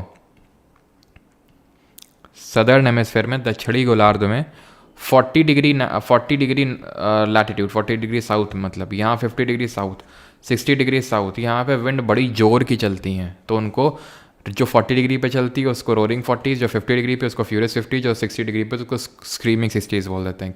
क्यों चलती हैं यहाँ पे इतने स्पीड से? इसलिए चलती हैं क्योंकि हमेशा ध्यान रखना, सदर्न हेमिस्फेयर का लैंड मास कम होता है। दक्षिणी जो गोलार्ध है वहाँ पे कम ज़मीन है, कम लोग रहते हैं, कम घर वर बने हुए हैं, तो विंड के लिए उतना ऑब्स्ट्रक्शन यानी कि जो विरोध है वो उतना उत्पन्न नहीं होता है, एकदम तेज़ी से ब्लो होती है। तभी तो नेपच्यून को विंडीएस्ट प्लैनेट बोलते हैं, बिकॉज बताया था मैंने सेम रीज़न। ठीक है, तो सदर्न हेमिस्फीयर जो दक्षिणी गोलार्ध होता है, कभी भी कुछ भी इस तरह से क्वेश्चन बन जाए कि ये क्यों सदर्न हेमिस्फीयर में होता है, नदर में नहीं होता है, फिर नदर में होता है सदर्न में नहीं होता, तो उसमें 99% क्वेश्चंस का आंसर यही होगा कि सदर्न हेमिस्फीयर में लैंड मास कम होता है, भूभाग कम होता है। ठीक है, ये चीज़ आप देख सकते हैं। सदर्न हेमिस्फीयर में क्या है? ऑस्ट्रेलिया है, थोड़ा पार्ट ऑफ साउथ अमेरिका है, थोड़ा पार्ट ऑफ अफ्रीका है, बाकी तो सब एशिया हो गया, नॉर्थ अमेरिका हो गया, यूरोप हो गया, जहाँ ज़्यादातर लैंड मास है वो तो ऊपर है नदर्न हेमिस्फीयर में। क्लियर हो गई थी चीज़। आगे बढ़ें। लोकल विंड, परमानेंट विंड समझ में आ गया क्या थी। अभी आते हैं लोकल विंड पे। तो लोकल का मतलब ये होता है, अब ये जो व्यापारिक पवनें थी, ट्रेड विंड थी, ये पूरे ग्लोब में इस तरह से ब्लो हो रही थी, इस तरह से ब्लो हो रही थी, इस तरह से। ये जो होती हैं लोकल विंड, ये एक सिर्फ रीजन में ब्लो होती हैं, छोटे, जैसे चिनूक है। ठीक है, ये नॉर्थ अमेरिका में। चिनूक ऐसे नहीं चल के यहाँ तक आ जाएगी ना, चिनूक सिर्फ वहीं नॉर्थ अमेरिका में ब्लो करेगी। जैसे हमारी लू है, चलती है यहाँ पे, चलती है कि नहीं, नॉर्थ इंडिया में गर्मियों के टाइम पे लू चलती है। यहाँ पे लू क्यों चलती है? मैंने कल आपको एक रीज़न बताया था, क्या होता है वो, तो लोकल विंड है भाई। पाकिस्तान और यहाँ पे इंडिया का रीजन चलती है, ऐसा नहीं कि यहाँ पे भी लू चलती है ऐसा। तो लोकल विंड थोड़ा सा ध्यान रख लो। जैसे यहाँ पे चिनूक है। लोकल विंड को हम दो कैटेगरी में डिवाइड करते हैं, एक गर्म और एक ठंडी, कोल्ड विंड और वार्म विंड। ठीक है, गर्म हवा और ठंडी हवा लोकल विंड बोलते हैं उसको। ठीक है, तो चिनूक जो है ये कोल्ड विंड है। चिनूक क्या है? कोल्ड विंड है। ब्लिजार्ड क्या होते हैं? ब्लिजार्ड ऐसे ही समझ लो कि ये एक तरह के थंडर स्टॉर्म टाइप है। ब्लिजार्ड है बर्फीला तूफान, ब्लिजार्ड इज कॉल्ड एज बर्फीला तूफान। तो चिनूक को हम स्नो ईटर के नाम से जानते हैं। ये बर्फ़ को खा जाता है ना। क्यों खा जाता है? क्योंकि गर्म होती है, वार्म विंड होती है ये, तो बर्फ़ को खा जाएगा, पिघला देगा। पैम्परो अर्जेंटीना में ब्लो होती है। इसको भी बस नाम थोड़ा सा ध्यान रख लेना, कहाँ ब्लो होती है, गर्म है कि ठंडी है। बर्ज वर्ज छोड़ दो, हनूप छोड़ दो। हरमट्टन, इसको डॉक्टर विंड बोलते हैं। क्यों डॉक्टर विंड बोलते हैं? ये गल्फ़ ऑफ गिनिया कहलाता है। ये गल्फ़ ऑफ गिनिया, क्योंकि यहाँ पे गिनिया करके कंट्री है, तो इसको गिनिया तट या गिनिया कोस्ट के नाम से जानते हैं। तो ये गल्फ़ ऑफ गिनिया में क्या है कि थोड़ा सा मतलब रिलीफ देता है यहाँ के लोगों को, तो इसलिए डॉक्टर विंड बोल देते हैं, और कुछ इनकी बीमारियाँ ठीक कर देता होगा। खमसिन जो है ये इजिप्ट में ब्लो होती है। इजिप्ट का हाईएस्ट सिविलियन अवार्ड क्या है जो मोदी जी को मिला था? सिरोक्को, ये सहारा डेजर्ट में ब्लो होती है। ये भी पूरा सहारा डेजर्ट ही है, ये सहारा डेजर्ट ही है। ठीक है, तो सिरोक्को क्या करता है? सहारा डेजर्ट में ही ब्लो होता है। इसको हम ब्लड रेन के नाम से जानते हैं कि ब्लड रेन कॉज करता है। खूनी वर्षा, खूनी वर्षा क्यों? क्योंकि यहाँ से जो है खून उठाता नहीं। यहाँ से क्या, सहारा डेजर्ट है, यहाँ की जो मिट्टी होती है, सॉइल होती है, वो मिट्टी जो होती है रेड कलर की होती है। तो यहाँ से ये मेडिटेरेनियन सी है, भूमध्य सागर, पानी उठाएगा यहाँ से और यहाँ पे एकदम लाल लाल बारिश करेगा थोड़ी सी, तो ब्लड रेन बोलते हैं। क्लियर इतनी चीज़? सारी ही गर्म हवा होंगी, क्योंकि आपको पता है ये अफ्रीका कॉन्टिनेंट है, इक्वेटर का पास का क्षेत्र है। इक्वेटर के पास का क्षेत्र है तो अब वैसे बात है गरम गरम ही सब कुछ होगा, तो गरम। चिनूक भी गरम थी और ये सारी भी गरम हवा है। ठीक है, चिनूक तो हेलीकॉप्टर, बिल्कुल हेलीकॉप्टर है चिनूक। यहीं से यूएसए से लिया था। सर 1 मिलियन हो गया, फेस रिवील कब करोगे? अरे सिट, स्पैम मत करो। कौन स्पैम कर रहा है नितेश? चलिए ठीक है, तो ये चीज़ क्लियर होगी। अब बोरा मिस्त्राल समझ लेते हैं। बोरा मिस्त्राल, तो ये मिस्त्राल है और ये बोरा है, दोनों ही ठंडी हवा है। पता है मैंने इसको कैसे याद कर रखा है? मैंने इसको ऐसे याद कर रखा है कि हमारे गांव में, तुम्हारे गांव में भी होगा, जैसे जानवर होते हैं तो सर्दियों में उनको बोरा पहना दिया, बोरा चढ़ा दिया जाता है उनके ऊपर। बोरा समझते हो ना, जो चीनी वीनी के बोरा होते हैं, बोरी का बड़ा भाई बोरा तो बोरा वगैरह पहना दिए जाते हैं, मोटे जूट के बने होते हैं कि ठंडी ना लगे। तो भाई ठंडी ना लगे इसलिए तो बोरा का इस्तेमाल ठंडियों में। और बोरा का भाई मिस्त्राल, कोल्ड विंड होती है। ठीक है, कहाँ ब्लो हो रही है? आल्प्स माउंट, यहाँ पे ब्लो हो रही है सदर्न यूरोप में। और फोन जो होती है ना, FOEHN या फिर FOHN, ये भी कोल्ड विंड होती है सदर्न आल्प्स माउंटेन। आल्प माउंटेन क्या होते हैं सर? अरे माउंटेन का नाम है, जैसे हिमालय होते हैं। जब डिफरेंट टाइप ऑफ माउंटेन पढ़ेंगे तो वहाँ पे मैं आपको बताऊँगा। आल्प हो गए, एंडीज़ हो गए, हिमालयज़ हो गए, रॉकीज़ हो गए, अपलेशियंस हो गए, सब डिफरेंट तरह के। ठीक है, तो ये चीज़ क्लियर? जितना बता रहा हूँ उतना, बाकी सब नहीं देखना है। ये बेबर्ग, हनूब और हल्म ये सब कुछ नहीं देखना है। खरौबान, बूरान ये सब कुछ नहीं। ब्रिक फील्डर ध्यान रखना, ऑस्ट्रेलिया में ब्लो होती है, ख़त्म। ठीक है, ऑस्ट्रेलिया में ब्लो होती है। और कुछ आपको नहीं याद करना है। लैंड ब्रीज, सी ब्रीज समझ लेते हैं। लैंड ब्रीज, सी ब्रीज मतलब समुद्री हवाएं और सतही हवाएं। ये हैं सतह की हवाएं, ये समुद्री हवाएं। लैंड की एक प्रॉपर्टी होती है कि ये जल्दी हीट हो जाता है, जल्दी गर्म और जल्दी ठंडा। जैसे कुछ लोगों की आदत होती है, थोड़ा सा भड़का तो तुरंत गर्म हो जाएंगे, गर्म हो जाएंगे मतलब तुरंत गुस्सा हो जाएंगे। ठीक है, ठंडा कैसे लिखेंगे? आज ठंडा नहीं लिख पा रहा हूँ मैं। अब मेरी हिंदी वाली मैडम होती ना, भगा के मारती मेरे को। आज बहुत मारती थी मैडम हिंदी वाली, लेकिन दिल की बहुत अच्छी थी मैडम जी। मैडम जी जानती तो होंगी आज, मतलब क्योंकि परेशान काफ़ी रहती थी मेरे से। ठीक है, उनकी पूरी क्लास भर बातें बातें बातें बस। मेरी पता नहीं आदत थी स्कूल में, बातें मतलब ख़त्म ही नहीं होती थी, ऐसा टाइप था मेरा। ज़्यादातर टीचर इसी बात से परेशान रहते थे। ठीक है, कि इसकी तो बातें ही नहीं ख़त्म होती। तो खैर हाँ, तो मतलब मैं अभी थोड़ा सा इंट्रोवर्टेड टाइप का हूँ, लेकिन पहले मैं काफ़ी एक्सट्रोवर्टेड टाइप का हुआ करता था। फिर मेरी ज़िंदगी में कुछ हुआ। ठीक है, तो यहाँ पे जल्दी गर्म और जल्दी ठंडा होती हैं चीज़ें, तो लैंड की प्रॉपर्टी होती है। तो मान लेते हैं दिन का समय, ये डे टाइम है, तो डे टाइम में गर्मी यहाँ पे भी पड़ रही है, यहाँ पे भी पड़ रही है, तो ये ज़मीन है तो जल्दी गर्म हो जाएगी और ये उतनी जल्दी गर्म नहीं होगी। तो आप मुझे बताइए, लैंड पे या फिर सी पे कहाँ लो प्रेशर और कहाँ हाई प्रेशर बनेगा? दिन की बात हो रही है। अच्छा सॉरी सॉरी सॉरी, गलत लिखा है क्या? सॉरी सॉरी सॉरी भाई, अगर मैडम जी होती ना तो आज तो मुझे छोड़ती ना, आज तुरंत बोलती थी, देख लेती थी, खड़े हो जाओ तुम सुनाओ जरा ये। और जब मैडम बोलती थी खड़ा होकर सुनाओ तो मुझे और ज़्यादा हंसी आती थी तो मैडम फिर और ज़्यादा मारती थी फिर, और जब नहीं मार मार के थक जाती थी बोलती थी बाहर निकल जा अब तू। ठीक है, तो लैंड जो है ना, ये लैंड ये ज़्यादा गर्म हो जाएगी क्योंकि जल्दी से गर्म होती है, तो यहाँ पे लो प्रेशर बनेगा और यहाँ पे हाई प्रेशर बनेगा। लो प्रेशर और हाई प्रेशर, क्लियर इतनी चीज़? यहाँ पे लो प्रेशर बनता है और यहाँ पे हाई प्रेशर बनता है। और हाई से वैसे दिमाग में, चलो छोड़ो उस चीज़ को हमारे स्कूल में क्या होता था, जैसे कि मतलब मैं काफ़ी ज़्यादा बातें करता था, तो जो भी ज़्यादा बातें करता था उसको लड़कियों के साथ बिठा दिया जाता था ये सिस्टम शायद आपके स्कूल में चलता होगा नहीं, और हमारे यहाँ काफ़ी लड़के तो बस इसी चीज़। खैर चलो, तो हाई से लो की तरफ विंड ब्लो करेगी, ठीक है, ऐसे हाई से लो, हाई से लो। और विंड का नाम कैसे पड़ता है? जहाँ से जहाँ की तरफ ब्लो होती है, यानी कि उसके डायरेक्शन ऑफ ओरिजिन से। तो ये विंड कहाँ से कहाँ चल रही है? सी से लैंड की तरफ चल रही है, तो सी ब्रीज बोलेंगे। क्यों? क्योंकि अभी बताया था कोई विंड अगर ईस्ट से वेस्ट की तरफ चल रही तो उसको ईस्टर्ली बोलेंगे, वेस्ट से ईस्ट की तरफ चल रही तो वेस्टर्ली बोलेंगे, यानी कि पॉइंट ऑफ ओरिजिन से, डायरेक्शन ऑफ ओरिजिन से उसका नाम डिसाइड होता है। तो यहाँ पे हाई प्रेशर बनेगा, यहाँ पे लो प्रेशर बनेगा, विंड हाई से लो चलती है तो सी ब्रीज चलेगी दिन के समय। रात में क्या होगा? कल आपको बताया था रात में टेरेस्ट्रियल रेडिएशन होता है, यानी कि जो अर्थ सरफेस होती है वो हीट को रेडिएट करती है। आप तो सर मेरी तरह हो। अच्छा, मेरी क्लास में हुआ था 3-4 बार। हाँ, तो मेरे साथ भी ये हुआ था कि मेरे और मेरे फ्रेंड के साथ कि वो लड़कियों के साथ बिठाते थे तुरंत लेकिन हमें कोई फ़र्क नहीं पड़ता था नाइट का ये समय है, तो नाइट का ये समय रात का समय है, तो रात में क्या होता है? टेरेस्ट्रियल रेडिएशन होता है। टेरेस्ट्रियल रेडिएशन का मतलब है कि हीट रेडिएट होती है इस समय। किस फॉर्म में होती है कमेंट में बता दीजिएगा, शॉर्ट वेवलेंथ या लॉन्ग वेवलेंथ के फॉर्म में।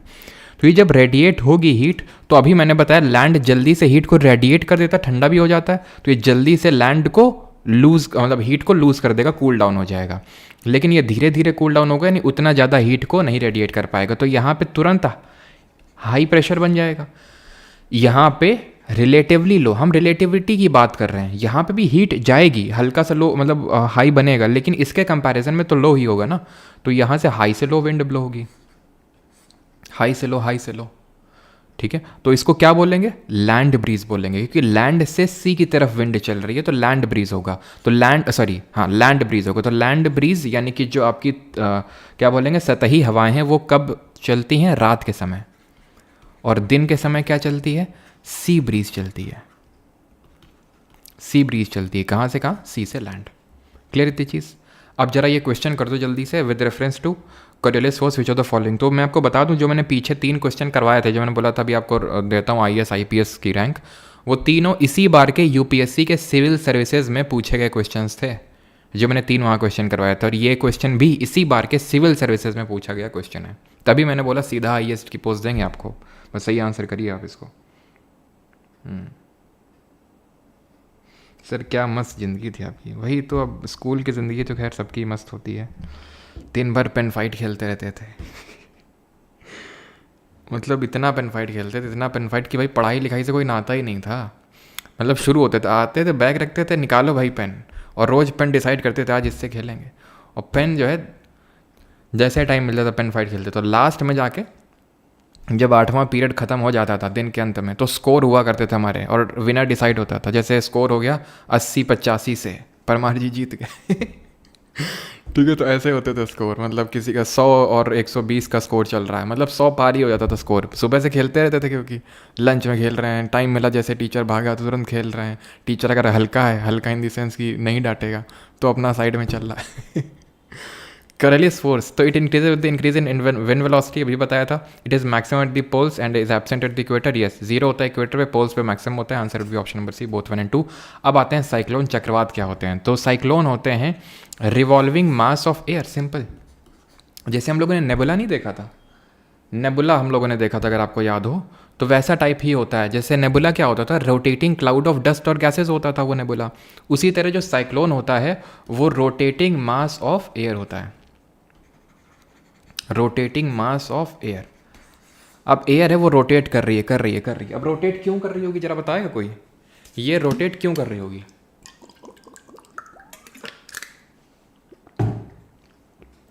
अभी बताते हैं क्यों कर रही होगी। साइक्लोन कैसे बनता है? साइक्लोन बनता है अराउंड अ लो प्रेशर, एक निम्न दाब के आसपास बनता है एक साइक्लोन। ये लो प्रेशर है, इसके अराउंड हाई प्रेशर होगा, इसके अराउंड हाई प्रेशर होगा, इसके अराउंड हाई प्रेशर होगा, इसके अराउंड हाई प्रेशर होगा। ठीक। विंड कैसे चलती है? विंड चलती है हाई से लो की तरफ, सबको पता है ये। अभी तक इतनी चीज़ तो क्लियर हो गई होगी कि हाई से लो की तरफ विंड चलती है, यानी कि विंड कैसे चलेगी? ऐसे। कैसे चलेगी? ऐसे ऐसे ऐसे। तो भाई जब एक सेंटर रीजन पे कहीं पे निम्न दाब बन जाएगा, लो प्रेशर बन जाएगा और उसके अराउंड हाई प्रेशर है, तो वो हाई वाली जो विंड है तुरंत भागेंगी लो की तरफ कि भाई चलो चलो भरते हैं, वहाँ पे तो वैक्यूम हो गया, वहाँ पे तो वैक्यूम हो गया, चलो भागते हैं उसकी तरफ। तो ये भागेंगी। लेकिन कॉरियोलिस फोर्स बोलेगा कहाँ जा रही हो, इधर आओ। मतलब कि तुम वहाँ सीधे कैसे जा रहे हो, इधर डिफ्लेक्ट हो जाओ राइट की ओर। राइट की ओर ही क्यों? क्योंकि नदर्न हेमिस्फीयर का केस है ये, इसलिए। ठीक है, तो नदर्न हेमिस्फीयर चीज़ें राइट की डिफ्लेक्ट होती हैं, राइट की ओर, राइट की डिफ्लेक्ट होती हैं। तो ऐसा घूमेगा नहीं, ऐसा नहीं घूमेगा ये कॉर्डियलिस फोर्स उधर बोलेगा कहाँ जा रही, इधर इधर चलो, बोलेगा मारेंगे झापड़ भी एक, देख नहीं रहे उसके लो प्रेशर इतना है, उधर ही जाएंगे हम। तो ये जो है किस तरह का रोटेशन हो गया, ये किस तरह का रोटेशन हो गया भाइयों और बहनों, जल्दी से बताइए। ये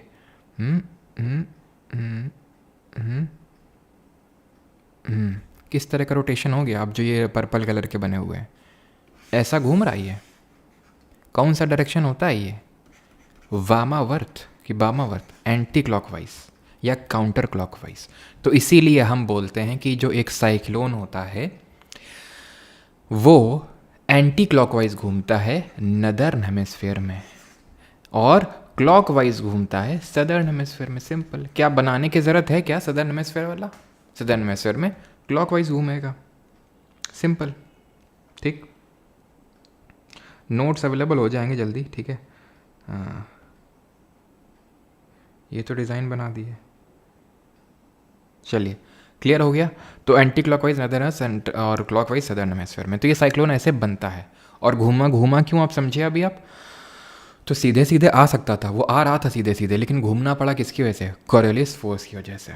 तो अगर हम फेवरेबल कंडीशन की बात करें साइक्लोन के फॉर्मेशन के लिए, तो पहली बात तो ये है कि यार एक एग्जिस्टिंग लो वीक, एक प्री एग्जिस्टिंग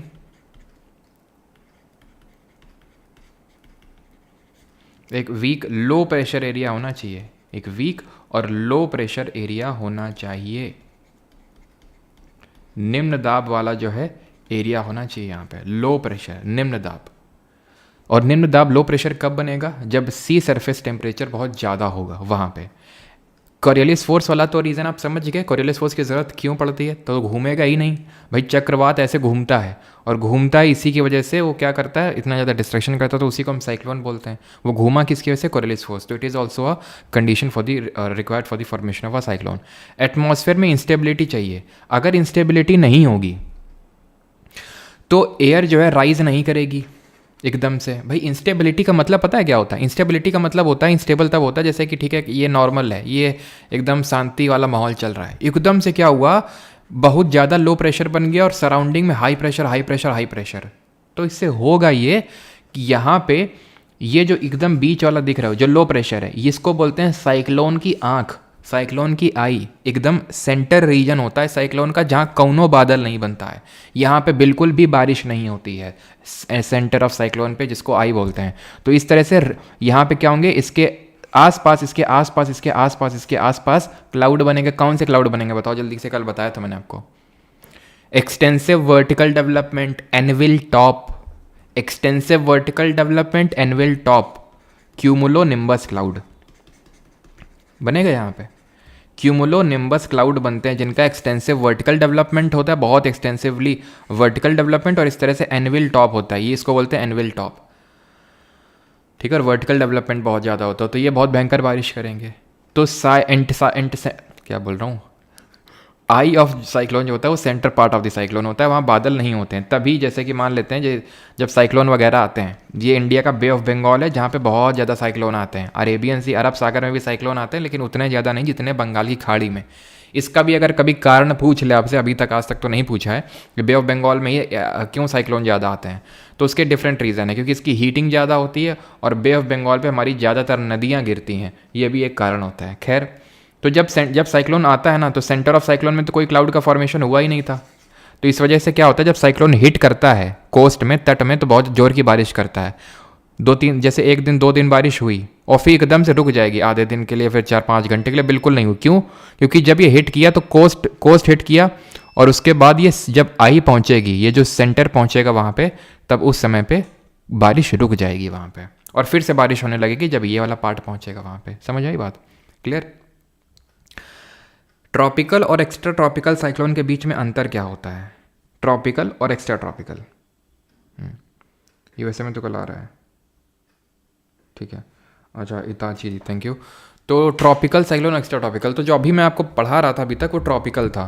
और एक्स्ट्रा ट्रॉपिकल क्या होता है? एक्स्ट्रा ट्रॉपिकल को ही हम टेम्परेट साइक्लोन के नाम से जानते हैं। तो बड़ा आसान है, सिंपल। जो साइक्लोन ट्रॉपिक्स में आता है उसको ट्रॉपिकल बोल देते हैं, जो टेम्परेट एरिया में आते हैं उसको टेम्परेट साइक्लोन बोल देते हैं। सिंपल। टेम्परेट एरिया क्या होता है और ट्रॉपिकल क्या होता है? तो हमें पता है, एक सेकेंड रुकिएगा, एक सेकेंड, येलो से ड्रॉ करता हूँ मैं। ये ट्रॉपिकल है, जिसको हम टॉरिड जोन के नाम से जानते हैं, बहुत गर्मी पड़ती है, ठीक है। और ये जो है ये टेम्परेट एरिया है ना, है कि नहीं? ये टेम्परेट एरिया पहले पढ़ चुके हैं सब कुछ। तो जो ये नीले नीले वाले क्षेत्र में आ रहे हैं उनको टेम्परेट साइक्लोन बोलेंगे। और एक्स्ट्रा ट्रॉपिकल क्यों बोल देते हैं? एक्स्ट्रा ट्रॉपिक क्योंकि ट्रॉपिक के ऊपर आ रहे हैं, ट्रॉपिक्स के ऊपर नीचे आ रहे हैं, तो एक्स्ट्रा ट्रॉपिकल इसलिए बोल देते हैं। तो अंतर क्या होता है सर? अंतर ये होता है कि ये समुद्र में ही बनते हैं, मतलब इनके फॉर्मेशन पे होता है। ये भी लो प्रेशर के अराउंड बनता है मेनली, लेकिन इसका जो फॉर्मेशन होता है वो फ्रंटोजेनेसिस की वजह से होता है। फ्रंटोजेनेसिस क्या होता है? फ्रंटोजेनेसिस होता है जहां फ्रंट बनता है। फ्रंट कहाँ बनता है और फ्रंट क्या होता है? तो जब एक वार्म एयर का मास, यानी एक ऐसी हवा जो गर्म है, एक ऐसी हवा से मिलती है जो ठंडी है, जब दोनों मिलती हैं तो कुछ होता है, कुछ होता है, और वो जो होता है वो फ्रंट कहलाता है, जो बनता है। और इस प्रोसेस को फ्रंटोजेनेसिस बोलते हैं। जैसे कि दोस्तों ध्यान से देखिए यहाँ पर, तो यहाँ पर क्या होता है, जैसे यहाँ ऊपर से ठंडी हवा आ रही है, यहाँ से इक्वेटर से गर्म हवा आ रही है, ठंडी हवा गर्म हवा, ठंडी हवा गर्म हवा, ठंडी गर्म, यहाँ पे क्या बन जाएगा? फ्रंट बन जाएगा, फ्रंटोजेनेसिस हो जाएगा। इसी को बोल देते हैं यहाँ पे जो साइक्लोन बनेगा, जैसे यहाँ से आई ऊपर से ठंडी हवा, यहाँ से गर्म हवा, और एक दूसरे के ऊपर नाचने, ऐसे ऐसे नाचने लगेंगे एक दूसरे के घूम घूम के, ये बन जाएगा साइक्लोन। समझे आप? किसके से बन रहा है? फ्रंट की वजह से। ट्रॉपिकल साइक्लोन जो होता है वो सिर्फ समुद्र में आता है। अभी लिखा था लार्ज सी सरफेस टेम्परेचर की रिक्वायरमेंट है। ऐसा नहीं कि तुम्हें बगल में पानी जम गया, पानी का भराव हो गया तो वहाँ पे साइक्लोन आ जाएगा। लार्ज सी सरफेस टेम्परेचर। एक्स्ट्रा ट्रॉपिकल, ये सी और लैंड दोनों में आ सकता है, ज़मीन में भी आ जाता है ये, क्योंकि हवा का मिलन ज़रूरी है। वो चाहे मिलन समुद्र में हो जाए, पानी में, चाहे ज़मीन पे। ट्रॉपिकल वाला लेस एरिया कवर करता है, कम क्षेत्र में होता है, लेकिन डिस्ट्रक्शन जो करता है ना भाई साहब, कायदे का करता है एकदम, यानी कि डिस्ट्रक्शन मैक्सिमम होता है इसमें, ठीक है। डिस्ट्रक्शन मैक्सिमम यानी तबाही कायदे की करेगा, उसमें कोई कमी नहीं छोड़ेगा। यहाँ पे क्या, ये लार्ज एरिया कवर करता है, लेकिन डिस्ट्रक्शन उतना नहीं होता है। समझ गए इतना? ठीक है, डिस्ट्रक्शन मिनिमम होगा। ये बहुत ही फ्रीक्वेंट होता है, बहुत ही अक्सर आता रहता है, क्योंकि गर्म हवा ठंडा हवा का मिलना है, तो यहाँ पे जो फेवरेबल कंडीशन है उतनी जल्दी मीट नहीं कर पाती हैं, तो रेयर होता है। मतलब इतना भी रेयर नहीं, लेकिन हाँ उसके कंपैरिजन में as compare to extra tropical. Tropical cyclone east से वेस्ट की तरफ चलते हैं, और एक्स्ट्रा ट्रॉपिकल या टेम्परेट जो चलते हैं वो वेस्ट से ईस्ट की तरफ चलते हैं। ये भी समझ लो क्यों चलते हैं, क्यों चलते हैं, इसमें तुम्हें समझ में आएगा अच्छे से। ट्रॉपिकल साइक्लोन कहाँ आ रहे हैं? ट्रॉपिक्स में आ रहे हैं, ट्रॉपिक्स में तो ये आ रहे हैं, ठीक है। चलो यार, ठीक है, ट्रॉपिक्स में यार। अब यहाँ कोई साइक्लोन बना, यहाँ कोई साइक्लोन बना, ट्रॉपिकल साइक्लोन होगा? ट्रॉपिकल साइक्लोन होगा कि नहीं? कोई यहाँ साइक्लोन बनेगा। यहाँ क्या चल रही है? ईस्टर्ली ईस्ट चल रही है ना, तो ईस्ट से वेस्ट में लेके जाएंगे ना, कि चलो भैया कहाँ चल रहे, उधर चलो। जैसे कि बे ऑफ बंगाल में साइक्लोन बना, तो ये यहाँ की तरफ जाता है ना, वहाँ की तरफ थोड़ी नहीं जाता है, यहाँ की तरफ आता है ना, इंडियन कोस्ट की तरफ। क्यों? क्योंकि यहाँ पे ईस्टर्लीज चल रही हैं ट्रॉपिक्स में, और टेम्परेट एरिया में वेस्टर्लीज चल रही हैं। तो इसलिए जब यहाँ पे कोई फ्रंटोजेनेसिस की वजह से टेम्परेट साइक्लोन बनेगा तो वेस्ट से ईस्ट की तरफ भागेगा। क्यों? क्योंकि वेस्टर्लीज बोलेंगी चलो वेस्ट से ईस्ट की तरफ। समझ में आई बात? खत्म हो गया। डिफरेंट नेम्स जान लेते हैं, इनके डिफरेंट नामकरण होते हैं। इस पर भी क्वेश्चन भी बने हैं, सीजीएल का भी जो पेपर हुआ है उसमें ठीक ठाक क्वेश्चन भी बने हैं कि साइक्लोन को यहाँ पे क्या बोलते हैं, वहाँ पे क्या बोलते हैं। ठीक है, क्लियर क्लियर। और एक चीज़ कि जो इंडियन ओशन है हमारा क्या बोलते हैं हिंद महासागर है, वहाँ पे नेमिंग ऑफ साइक्लोन एक अलग तरह से होती है। लेकिन पहले देखते हैं डिफरेंट नेम्स क्या होते हैं। तो सर हरिकेन भी होता है इसका नाम टाइफून भी होता है, इसका नाम विल्ली विल्ली भी होता है, विली भी होता है इसका नाम साइक्लोन भी होता है। हरिकेन कहाँ पे होता है? तो हरिकेन होता है एटलांटिक ओशन में, यानी एटलांटिक महासागर में। टाइफून कहाँ पे होता है? तो ये होता है आपका साउथ चाइना सी। कैसा नाम लग रहा है? टाइफून। जापानीज और चाइनीज टाइप नाम नहीं लग रहा है ये, साउथ चाइना सी। और वेस्टर्न पैसिफिक समझ में आता है? वेस्टर्न पैसिफिक मतलब जो जापान वाला साइड है वहाँ पे। अभी दिखा देंगे कहाँ पे, अभी दिखाएंगे, ठीक है। Western Pacific. विली कहाँ पे? ऑस्ट्रेलिया में। और साइक्लोन को साइक्लोन बोलते हैं इंडिया में। कोई हम इतने वो नहीं है अलग से, इतना हमारे पास टाइम नहीं है हम इंडियंस के पास कि नामकरण करें इनका बैठ के, हैं हमारे इतने बच्चे और हैं उनका नामकरण नहीं करेंगे चिन्नी मिन्नी। तो ये इंडिया हो गया। लेकिन इंडियन ओशन में आने वाले साइक्लोन्स का कुछ ना कुछ रीजनल नेम होता है। तितली, गुलाब, अम्फान, ठीक है, मिधली, माइचू। तो इस तरह के डिफरेंट छोटे छोटे नाम होते हैं, रीजनल नाम होते हैं। कभी तो ऐसा लगता है तितली गुलाब तो सुने हुए हैं, ये मिचाऊंग और मिधली ये कहाँ के नाम पड़ रहे हैं, अम्फान कहाँ का नाम, ये समझ नहीं आता। तो ये होता ये है कि जितनी इंडियन ओशन की कंट्रीज़ हैं इन्होंने ढेरों साइक्लोन्स का पहले से ही नामकरण करके रखा हुआ है। जो अगले आने वाले 15-20 साल तक जितने भी साइक्लोन आएंगे उनका पहले ही नाम डिसाइड हो चुका है। और हर कंट्री को ऐसा, if I am not wrong, ऐसे 13 कंट्रीज़ इसमें हैं जो पूरे इस इंडियन ओशन रीजन में 13 कंट्रीज। और सबको बोला गया 13 नाम दो। कितना हो गया 13 का स्क्वायर? जल्दी से बताओ, नहीं बहुत मारेंगे तुम्हारे। और ना बता पाए। और एक चीज़ और बताओ, ना बता पाए तो तुम्हें मैथ वाले टीचर शिकायत करेंगे। और इसमें एरर बता पाओ, एरर अगर है तो है कि नहीं है, और अगर है तो क्या है, और ना बता पाए तो तुम्हारे इंग्लिश वाले टीचर से शिकायत करेंगे। जल्दी बताओ ज़रा। हैं तो यहाँ पे अगर हम बात करें, क्या पूछे थे, भूला, गजनी। तो यहाँ पे हम आपसे पूछे थे कि क्या स्क्वायर होता है, तो 169। तो 169 जो है साइक्लोन का नामकरण पहले से ही हो चुका है, ठीक है। और यहाँ पे क्या मिस्टेक है, ये यू नहीं होगा यहाँ पे, है कि नहीं। तो इंडियन ओशन में इस तरह से नामकरण होता है। ये नाम आपको याद हो गया। अब ये एंटी साइक्लोन क्या होता है?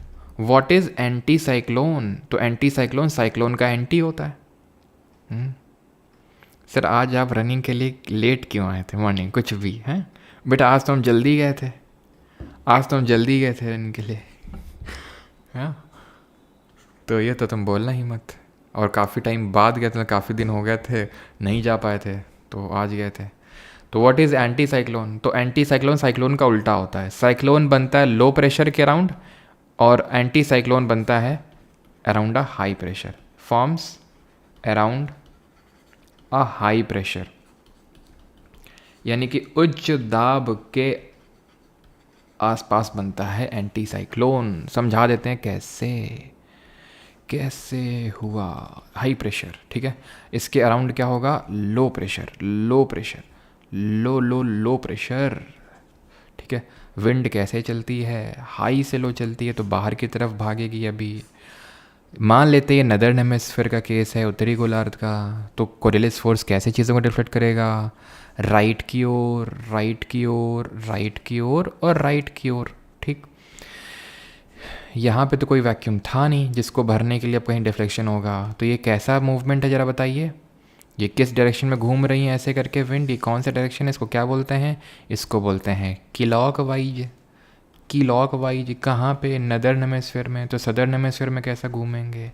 Anti clockwise. सर हम खुद ही घूम गए, इतना घुमा के आपने घुमा दिया कि हम खुद ही घूम गए। हम कंफ्यूज हो गए कि कौन एंटी क्लॉकवाइज, कहाँ पे cyclone, temperate cyclone, anti cyclone, समझ नहीं आ रहा सर। सिंपल, पता है, तुम बस एक चीज़ याद रखो कि जो साइक्लोन होता है वो नदर्न हेमिस्फीयर में एंटी क्लॉकवाइज घूमता है। अब इसके अलावा तुम्हें कुछ याद करने की ज़रूरत नहीं है। कैसे? अब मैं तुमसे पूछ लूँ साइक्लोन सदर्न हेमिस्फीयर में कैसे घूमता है, तो तुम बता दो कि यहाँ नदर्न में एंटी क्लॉकवाइज है तो यहाँ क्लॉकवाइज हो जाएगा।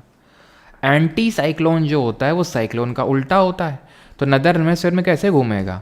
जैसे साइक्लोन घूमता है उसका उल्टा, तो साइक्लोन एंटी क्लॉकवाइज घूमता है तो ये क्लॉकवाइज हो जाएगा। और एंटी साइक्लोन सदर्न हेमिस्फीयर में कैसा होगा भाई? अगर नदर्न हेमिस्फीयर में क्लॉकवाइज है तो सदर्न हेमिस्फीयर में एंटी क्लॉकवाइज हो जाएगा ये। तो एक याद कर लो, बाकी सब अपने आप याद हो जाएगा। एंटी साइक्लोन मेरे कुछ याद नहीं रखना बस। अब आते हैं ocean current and why they formed. ये हमारा आज का आखिरी टॉपिक है कि महासागरीय जलधाराएं क्या होती हैं। और एक चीज़ कि नोट्स में आपको सर आप शूज़ क्यों नहीं पहन गए थे वॉक के लिए? बेटा नए शूज़ पहन गए, तो मैंने बताया था ना 1 मिलियन वाले अनाउंसमेंट में कि एक शर्ट और एक टी शर्ट और एक पैंट लेके आया अपने जीन्स वाला, वो भी तो एक जूते भी लेके आया था, मतलब 1 पेयर ऑफ शूज़, और वही पहन के गया था आज। समझ क्या है कि बात ही नहीं, नए जूते पहन के दौड़ा गया था मैं। Ocean current and why they are found.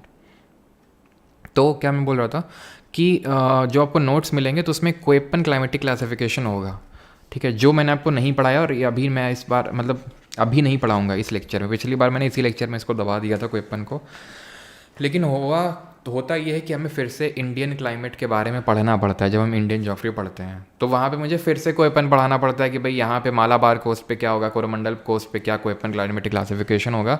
तो फिर जब मुझे फिर से पढ़ाना ही है तो क्यों ना सब एक साथ ही वहीं पढ़ा दूँ, वेदर क्लाइमेट सारा एक साथ, ठीक है, क्यों बार बार वो चीज़ को मतलब रेपिटेशन करें। तो नोट्स में तो मिलेगा कोएपन, लेकिन कोएपन छोड़ देना आपको, ठीक है, आपको सिंपल। और मुझे पता है आपको आपसे रुका नहीं जा रहा है कि बुक अब आएगी तो बुक लें और उसमें ऑफलाइन पेपर मोड में पढ़ें हो, है ना, हार्ड कॉपी। तो रुक जाइए सर, आप फोटो कॉपी भी अगर करवाएंगे ना या फिर कहीं से लेंगे तो वो होगा एकदम नॉर्मल फॉर्मेट में फ़ोटो कॉपी टाइप, लेकिन यहाँ पे मैं सोच रहा हूँ कि थोड़ा कलर्ड फॉर्मेट में हो, पढ़ने में थोड़ा अच्छा लगे। तो रुक जाइए, और सबकी अलग अलग बुकलेट होंगी। Ocean current and why they are formed. देखिए, समुद्र का पानी दो तरह से मूव कर सकता है, या तो हॉरिजॉन्टली मूव कर सकता है या वर्टिकली मूव कर सकता है। ऐसे ऐसे तो मूव कर सकता है, या तो क्षैतिज रूप से या फिर इस तरह से, या तो ऐसे हॉरिजॉन्टल या वर्टिकल। तो जब वर्टिकल मूवमेंट करता है, ऊपर की तरफ मूवमेंट करता है तो उसको अपवेलिंग बोलते हैं, नीचे की तरफ मूव करता है तो उसको डाउनवेलिंग बोलते हैं, और हॉरिजॉन्टल जब मूव करता है तो उसको करंट बोलते हैं। ओशन का करंट है। अब करंट जैसे हम सुनते हैं करंट लग गया, वो होता है इलेक्ट्रिक करंट, जो हमें करंट लगता है और हमें एकदम दिन में तारे दिख जाते हैं, तो इलेक्ट्रिक करंट होता है। इलेक्ट्रॉन्स का जब फ्लो होता है तो उसकी वजह से जो करंट जनरेट होती है उसको ओशन करंट बोलते हैं, इलेक्ट्रॉन्स की फ्लो की वजह से। यहाँ किसका फ्लो हो रहा है? यहाँ पे ओशन वाटर का फ्लो हो रहा है, तो उसकी वजह से जो करंट बन रहा है that is called as ocean current. क्यों ओशन चलता है, क्यों चलता है ये, क्यों ओशन का वाटर मूव करता है, कारण है उसके। तो रीजंस क्या है, समुद्र का पानी क्यों ऐसे ऐसे चलता है, क्यों इधर से उधर चलता है? पहली बात क्या है? पहली बात तो ये है कि ये विंड, हवाएं जो है ना, हवाएं वो इसको चलाती हैं। विंड का देखो, पानी ऐसे जब मूव करेगा तो पानी ऊपर से लेकर नीचे तक मूव करता है, लेकिन ऊपर वाला पानी तो विंड की तरह की वजह से मूव कर जाएगा, जिसको सरफेस वाटर बोलेंगे। लेकिन जो डीप ओशन वाटर है वो तो विंड कैसे मूव नहीं करेगा, वो मूव कर जाता है डेंसिटी के डिफरेंस की वजह से, जो घनत्व में अंतर आता है। घनत्व में अंतर क्यों आता है, डेंसिटी में डिफरेंस क्यों आता है? देखिए, होता क्या है कि जैसे ऊपर आपको पता है पोल्स में क्या होता है, सर्दी ज़्यादा पड़ती है, यहाँ गर्मी ज़्यादा पड़ती है। तो सर्दी अगर ज़्यादा पड़ रही है तो यहाँ पे ग्लेशियर बहुत बनते हैं। ग्लेशियर एकदम फ्रेश वाटर के बने होते हैं। कल आपको पढ़ाए थे कि हमारी पृथ्वी पर 71% पानी है, जिसमें कि 97.2 या फिर 97.3% पानी समुद्र में मौजूद है, पीने योग्य नहीं है। 2.8 या 2.7% सिर्फ फ्रेश वाटर है। उस फ्रेश वाटर का तो 68.7% तो ग्लेशियर और आइस कैप के पास है, तो वो फ्रेश वाटर से बनते हैं, यानी सॉल्ट को निकाल देते हैं। तो यहाँ पे डेंसिटी ज़्यादा होगी पोल्स में, यहाँ पे ज़्यादा डेंसिटी होगी, यहाँ पे ज़्यादा डेंसिटी होगी, यहाँ कम डेंसिटी होगी, तो डेंसिटी डिफरेंस हो जाएगा, जिसके से वाटर मूव करना स्टार्ट करेगा, ग्रेविटी की वजह से मूव करेगा। और क्या, ये है ओशन करंट, ये है क्या, ओशन करंट। और ओशन का वाटर आप हमेशा ध्यान रखना, जो कोल्ड वाटर है, ये चीज़ ध्यान रखिएगा, कोल्ड वाटर, ठंडा पानी, चलो हम ठंडे ठंडे कलर से लिखते हैं इसको कि cold water moves from from poles to equator, यानी कि ध्रुवों से भूमध्य रेखा की तरफ ये चलता है। और जो वार्म वाटर है moves from equator to poles. ठीक। चौथा ये क्या चीज़ है ये बताते हैं। तो आप देखिए ये जो पानी है, ये जो वाटर मूव कर रहे हैं यहाँ पे, ये ऐसे घूम नहीं रहे हैं। तो क्यों घूम रहे होंगे बताओ जल्दी से, क्यों घूम रहे होंगे? और गाना गा रहे होंगे घूम के। एक गाना नहीं आता इस पर रील वील काफ़ी आजकल बन रही थी, वो घूम घाघरे वाले तेरा ऐसे करके, नहीं जो आजकल मतलब एसएससी में मैं देख रहा था काफ़ी बच्चे तो सेलेक्ट हो चुके हैं, तो वो भी पता नहीं रील काफ़ी बनाए थे इस पर, घूम घाघरे वाले तेरे ऐसे करके कुछ पता नहीं था। ठीक है, तो ऐसा करके कोई गाना था, है ना। तो अच्छा घूम रहे हैं, उनका मन बहुत मारेंगे, अभी बता क्या रहे हैं कोरिलेस फोर्स, उनका मन है घूम रहे हैं, तुम्हारी तरह हैं, हर चीज़ मन से चलेगी तुम्हें, कोरिलेस फोर्स की वजह से घूम रहे हैं ये। घूमर नहीं है यार, वो कुछ पता नहीं। अब मेरे साथ दिक्कत क्या ना तुम्हारे भी साथ भी होगी, तुम्हें भी पता होगा, जैसे कि तुम आज तक लिरिक्स हो सकता है तुम्हें गलत ही पता हो और तुम सोचते हो कि यही लिरिक्स होती है कि नहीं। तो वही वैसा टाइप हो सकता है मुझे लिरिक्स ही समझ ना आई हो।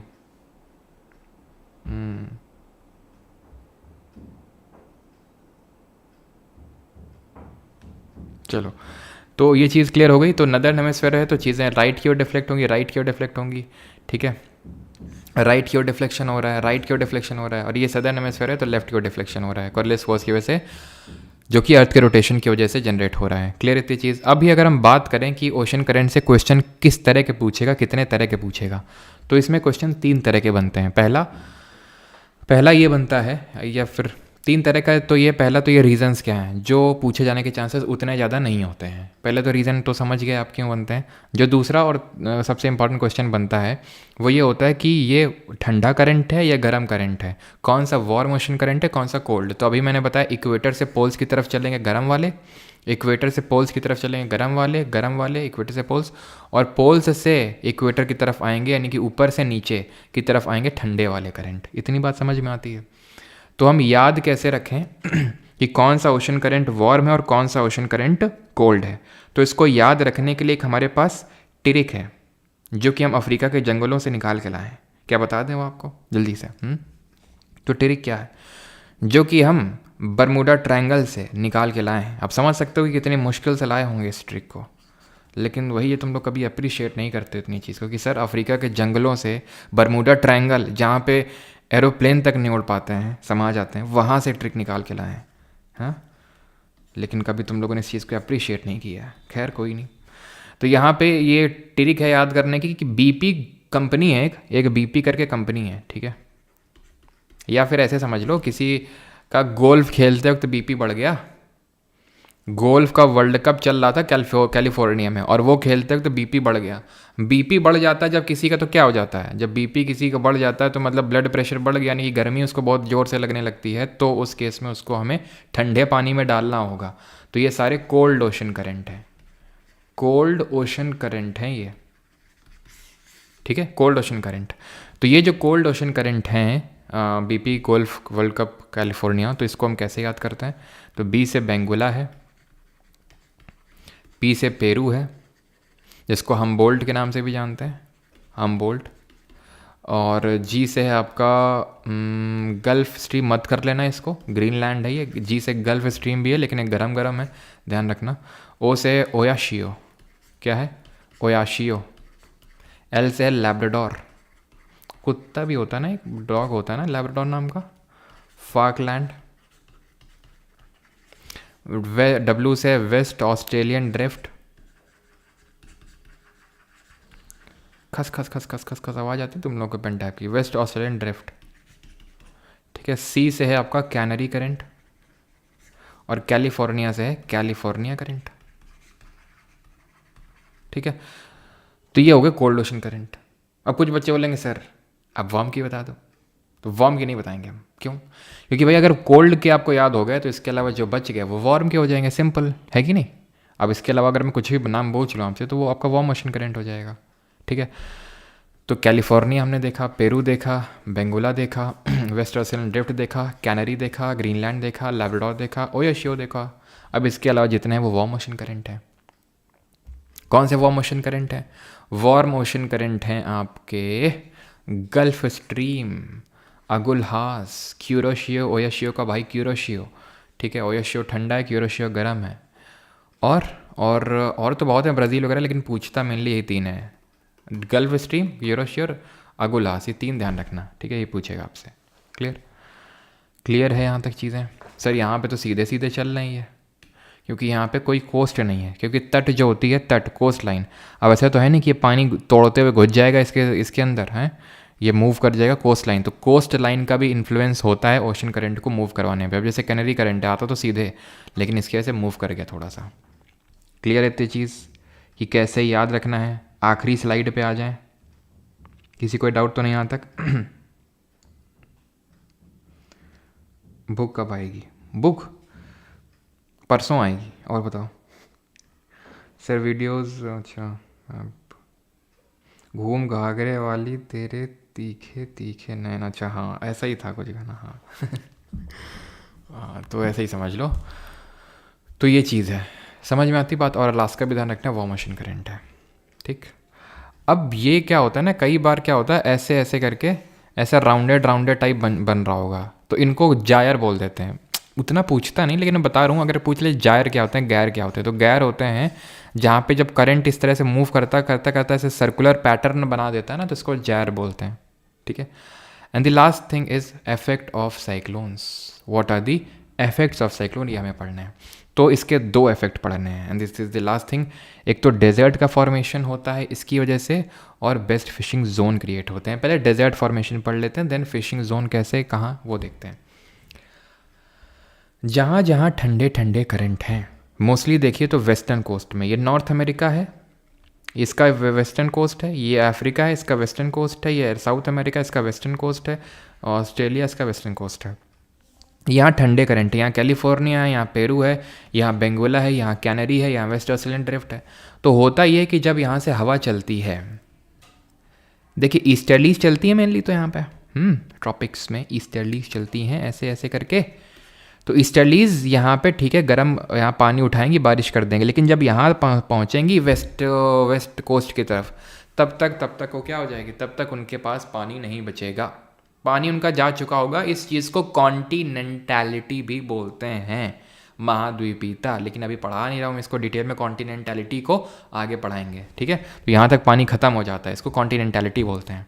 आई अगेन रिपीट, मैं पढ़ा नहीं रहा हूँ कॉन्टिनेंटैलिटी, अभी आगे देखेंगे उसको हम इंडियन ज्योग्राफी के टाइम पे। अब अगर मान लेते हैं यहाँ पे कि थोड़ी सी हल्की सी हवा चली भी वेस्टर्न साइड से, तो क्योंकि यहाँ पे कोल्ड करंट है, तो यहाँ पे जो हवा होगी वो भी कोल्ड हो जाएगी, ठंडी। और ठंडी हवा की जो मॉइस्चर होल्डिंग कैपेसिटी होती है वो क्या होती है, कम होती है, वो नीचे बैठती है। नीचे बैठने वाली हवा जिसकी मॉइस्चर होल्ड करने की कैपेसिटी नहीं है, वो क्या ही बारिश करेगी। तो इन ठंडे वाले करंट का, यानी ठंडी महासागरीय जलधाराओं का, कोल्ड ओशन करंट का डेजर्ट बनाने में एक छोटा सा रोल इनका भी होता है। देखिए चाहे आप, यहाँ पे मोजावे डेजर्ट है, यहीं पे सोनोरन डेजर्ट भी है, नॉर्थ अमेरिका में सोनोरन। यहाँ पे एटकामा डेजर्ट है, साउथ अमेरिका के वेस्टर्न कोस्ट में, एंडीज माउंटेन रेंज के पास, विच इज़ द वर्ल्ड का ड्राइएस्ट डेजर्ट। विश्व का सबसे सूखा मरुस्थल है ये एटकामा। यहाँ पे कौन से करंट है, पेरू या फिर अम्बोल्ट। यहाँ बेंगोला करंट है ठंडा, तो यहाँ पे कालाहारी और नामीब डेजर्ट है। यहाँ पे कैनरी करंट है, तो यहाँ पे वर्ल्ड का सबसे बड़ा गर्म रेगिस्तान, वर्ल्ड लार्जेस्ट हॉट डेजर्ट है, दैट इज सहारा। यहाँ पे वेस्ट ऑस्ट्रेलिया के वेस्ट में तो पूरा ही डेजर्ट है, जिनको हम ग्रेट ऑस्ट्रेलियन डेजर्ट के नाम से जानते हैं, ग्रेट ऑस्ट्रेलियन डेजर्ट के नाम से जानते हैं। और यहीं पे एक छोटा सा एक फेमस डेजर्ट है जिसको बोलते हैं गिब्सन डेजर्ट, ये यहाँ पे वेस्ट ऑस्ट्रेलियन ड्रिफ्ट। ये क्या है, बेस्ट फिशिंग जोन। तो बेस्ट फिशिंग जोन वहाँ पे क्रिएट होते हैं जहाँ पे warm ocean current cold ocean current से मिलता है, वहाँ पे मछली पकड़ने के लिए सबसे बढ़िया साइट मानी जाती है। तो गायर पहले तो यहाँ लिख दूँ मैं, जायर जो भी बोलो, ठीक है, बोलने के लिए नहीं आएगा। तो कहाँ कहाँ बन रहे हैं ज़रा मुझे बता दीजिए, मुझे वो प्लेसेस बता दीजिए इसमें मैप पे देख के कहाँ कहाँ बन रहा है, आपको कहाँ कहाँ मिल रहा है दोनों वार्म और cold ocean current. Sir notes जो ऐप पर है वो पूरी हिंदी में है, please reply from where will I get notes in English. अरे यार कैसी बात करो तुम, इंग्लिश हिंदी दोनों में है। 2 PDF होती हैं, विव PDF1, विव PDF2। विव PDF1 में इंग्लिश, विव PDF2 में हिंदी। ठीक है, सरगासो और गासो मत लिखो, जितना पूछा है उतना बताओ। बिल्कुल वो बात सही है कि यहीं पे सरगैसो सी होता है, जिसको बॉर्डरलेस सी के नाम से जानते हैं। तो यहाँ पे गल्फ स्ट्रीम और लैब्राडोर मिल रहा है। ये कौन सी जगह है, ध्यान रखना, ये जगह है कनाडा में पड़ती है, न्यू फाउंडलैंड नाम की जगह है। ओयाशियो और क्यूरोशियो मिल रहे हैं जापान की कोस्ट, ईस्टर्न कोस्ट में यहाँ पे। तो यहाँ पे जाल लेके जाओ और डालो जाल और एकदम भर के मछली लेके आओ, खुद खाओ, हमें मत खिलाना क्योंकि हम वेजिटेरियन हैं, ठीक है। तो यहाँ पे ये होते हैं इफेक्ट ऑफ ओशन करंट और थैंक यू, क्योंकि लेक्चर हो गया ख़त्म। अब यहाँ पे हमारा समय आ चुका है कोई क्वेश्चन करने का। क्वेश्चन तो ज़्यादा आज मैंने नहीं लिए हैं क्योंकि काफ़ी क्वेश्चन जो थे खासकर विंड से रिलेटेड वो, क्योंकि हम करेंगे इंडियन ज्योग्राफी में क्लाइमेट वगैरह से। तो पहले साइक्लोन और ये वाले कर लेते हैं, ओशन करंट वाले, फिर देखेंगे जो अगर बचेंगे तो, ठीक है। A storm that occur due to difference in temperature and pressure of air is called as tsunami, cyclone, earthquake या फिर नन ऑफ द अबव।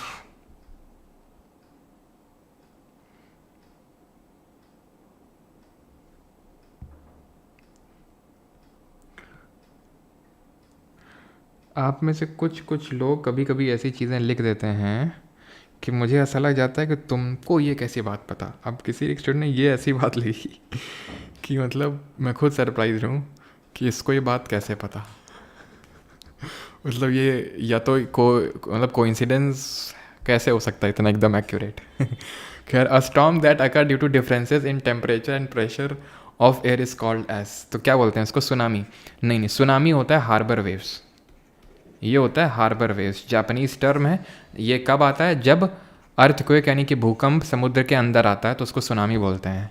इसका आंसर होगा साइक्लोन, चक्रवात, ठीक है। Western cyclone disturbances originate over, ये पढ़ाया नहीं आपको इंडियन ज्योग्राफी में, जब मानसून इंडियन क्लाइमेट पढ़ेंगे तो पढ़ेंगे। आंसर इसका मेडिटेरियन होगा, छोड़ दीजिए अभी आप इसको। The centre of cyclone is a calm area, it is called as base, focal point, eye या फिर ट्रिगर पॉइंट। तो इसको बोलते हैं आई ऑफ द साइक्लोन, ठीक है। ऑप्शन नंबर तुक्का सही हो जाता है, ठीक है। तो ऑप्शन नंबर सी यहाँ पे सही आंसर होगा, आई ऑफ द साइक्लोन इसको बोलते हैं, जहाँ पे कोई मतलब फॉर्मेशन ऑफ क्लाउड नहीं होता है, तो कोई बारिश भी नहीं होती है, सेंटर ऑफ साइक्लोन, ठीक है। Which of the following cyclone did not hit India during the years of, ये छोड़िए, अब से नहीं पूछेगा क्वेश्चन अभी, ठीक है। In the context of India tropical cyclones originate over, तो tropical cyclone context of India कहाँ पे आते हैं मोस्टली, तो मोस्टली साइक्लोन आते हैं बे ऑफ बंगाल में। और आंसर क्या हो जाएगा, ऑप्शन नंबर सी, ठीक है। A cyclone is known by different names in different parts of the world, Philippines में किस नाम से जानते हैं इसको, विल्ली विल्ली, हरिकेन, टाइफून या फिर मैंगो शावर। तो भाई मैंगो शावर तो आपको पता है नहीं, प्री मानसून शावर होते हैं, जब इंडिया में मानसून पढ़ेंगे तब देखेंगे इसको। टाइफून बोलते हैं इसको साउथ चाइना सी में, हरिकेन बोलते हैं अटलांटिक ओशन में। अटलांटिक ओशन किस शेप में होता है और सबसे बिजिएस्ट होता है तो आपको पता है। विली विली जो होता है, विली विली, ये ऑस्ट्रेलिया में इसका नाम होता है विली विली, ठीक है। और ये टाइफून होगा, क्यों, क्योंकि ये साउथ चाइना सी में ही तो लोकेटेड है, फिलीपींस, अगर आप ध्यान से देखें तो। अगला सवाल करिए, 30th नंबर, जल्दी से।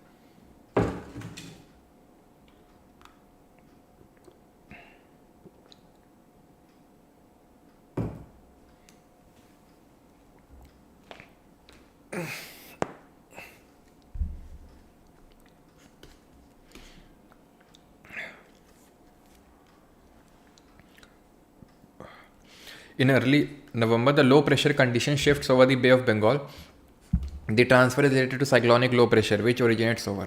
तो cyclonic low pressure कहाँ पे originate होता है? तो हमें पड़ता है कि बे ऑफ बंगाल में। बे ऑफ बंगाल में अंडमान सी होता है, ये अंडमान निकोबार है तो इसी के क्षेत्र को अंडमान सी बोलते हैं। यानी कि अरेबियन सी और Bay of Bengal are a part of Indian Ocean और Andaman Sea is a part of Bay of Bengal. In India, from where do the tropical cyclone which entered into the Indian subcontinent from the west and the northwest, ठीक है, ये का नहीं करना है, answer इसका ये होगा, लेकिन जैसे वो जो सेम क्वेश्चन उसी की तरह है।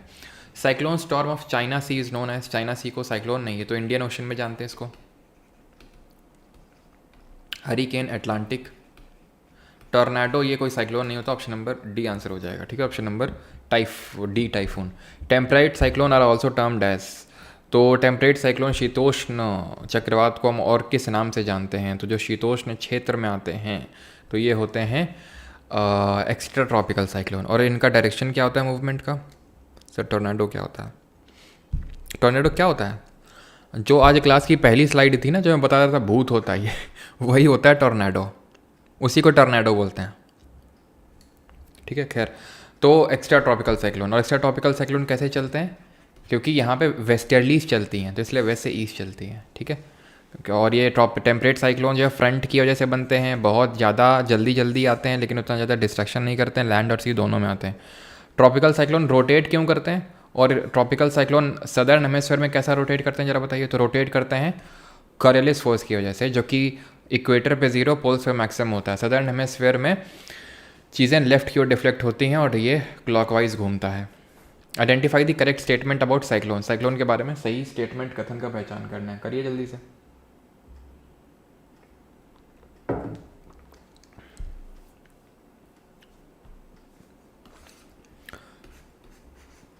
हाई प्रेशर के अराउंड ना, एंटी साइक्लोन बोलते हैं इसको। जो हाई प्रेशर के अराउंड घूमता है उसको एंटी साइक्लोन बोलते हैं। साइक्लोन तो वो होता है जो लो प्रेशर के अराउंड घूमता है। तो coast line of India is not vulnerable to cyclone. कैसी बात कर रहे हो तुम?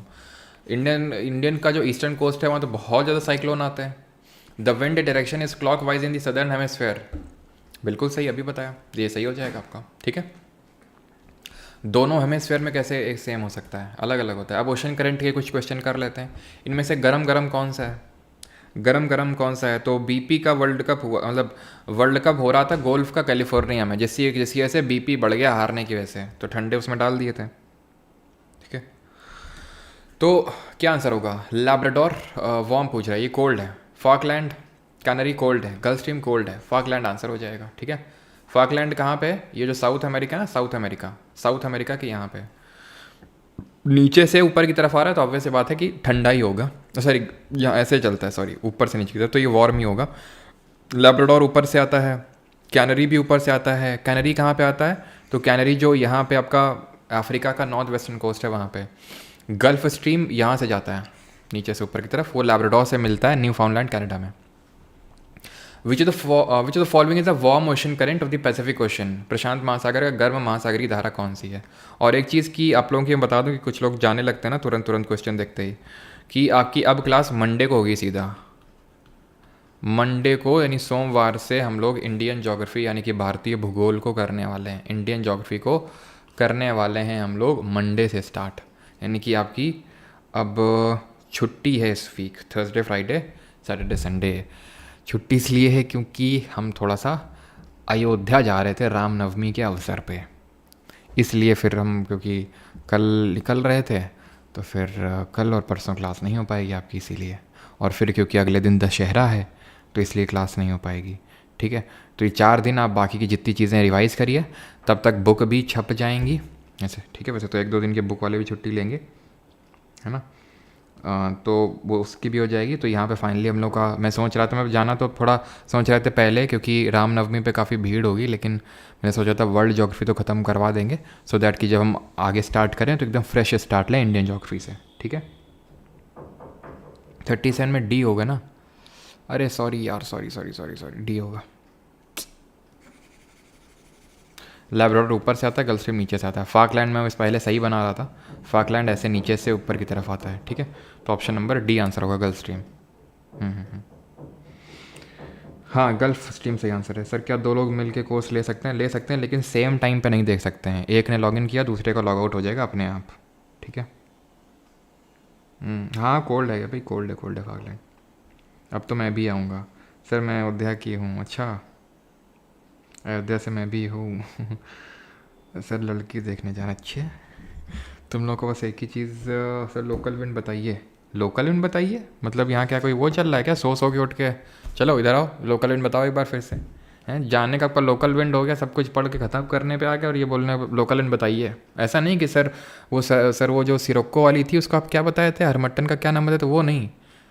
लोकल विंड बताइए, बताओ फिर से, नाचो फिर से पैसिफिक ओशन में वार्म ओशन करंट कौन सा है? क्यूरोशियो, वार्म है ये। ठीक है, पैसिफिक ओशन में है।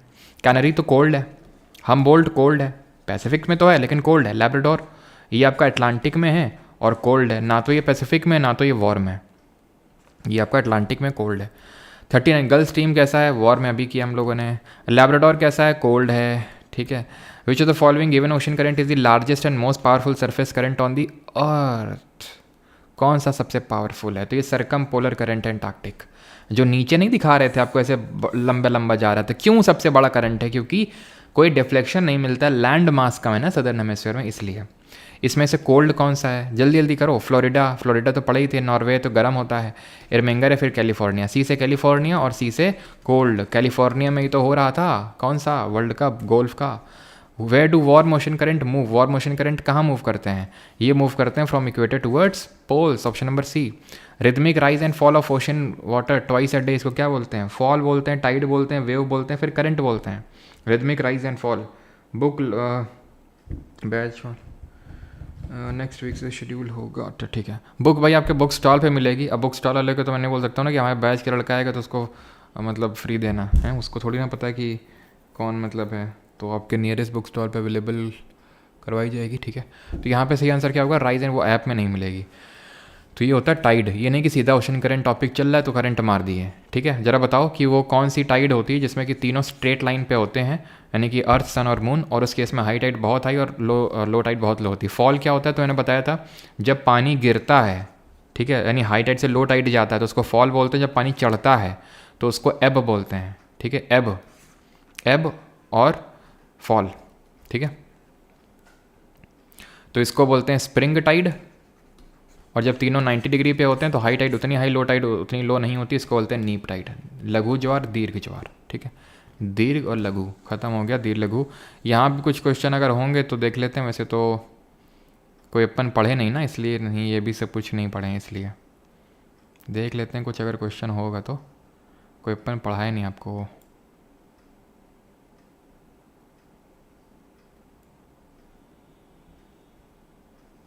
ये कर दो, द मिनिमम टेम्परेचर, दिन का मिनिमम टेम्परेचर कब होगा जनरली, तो जनरली रात में होगा। क्यों, क्योंकि रात में टेरेस्ट्रियल एडिशन होता है वो, इसलिए।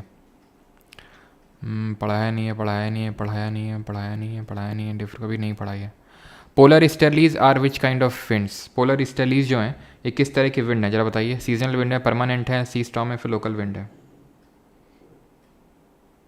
हर जगह बुक मिलेगा भाई, ऑनलाइन फ्लिपकार्ट, अमेजोन, आपके बुक स्टॉल, हर जगह मिलेगा, ठीक है। तो आंसर होगा ये क्या है, परमानेंट विंड है, ट्रेड विंड सही है, ठीक है। वेस्टर्लीज, ईस्टर्लीज,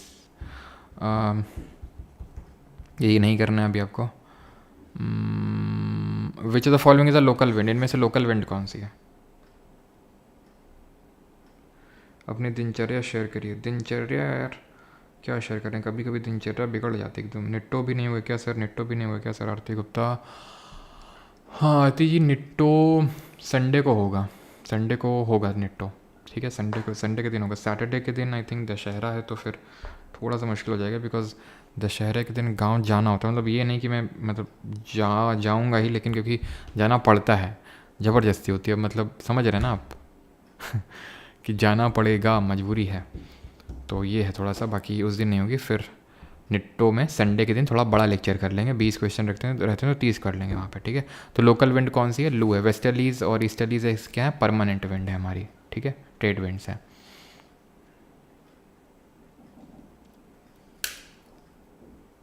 चलिए, तो ये हमारा लेक्चर होता है ख़त्म। बाकी मिलते हैं मंडे को। रिवाइज करिए आप अच्छे से, जो भी हमारे लेक्चर्स हुए हैं, रिवीजन टाइम की तरह इसको यूटिलाइज़ करिए सभी लोग। हैप्पी दशहरा सभी लोगों को, ठीक है। और आज जो रेलवे वाले बच्चे हैं तो उनका क्लास 4 PM पे होगा आज, ठीक है, 4 या 4:30 पे, एक बार देख लीजिएगा जैसा हो। सर बुक्स काकादेव में रावतपुर में मिलेगी, बिल्कुल SSC एकेडमी बिल्कुल मिलेगी, रावतपुर और काकादेव में जितने भी 2-3 I think Sakshi book stall और भी हैं 2-3, तो वहाँ पे सब में हर जगह मिलेगी। मतलब काकादेव में तो मिलेगी 2-3, बाकी रावतपुर का मुझे पता नहीं पक्का।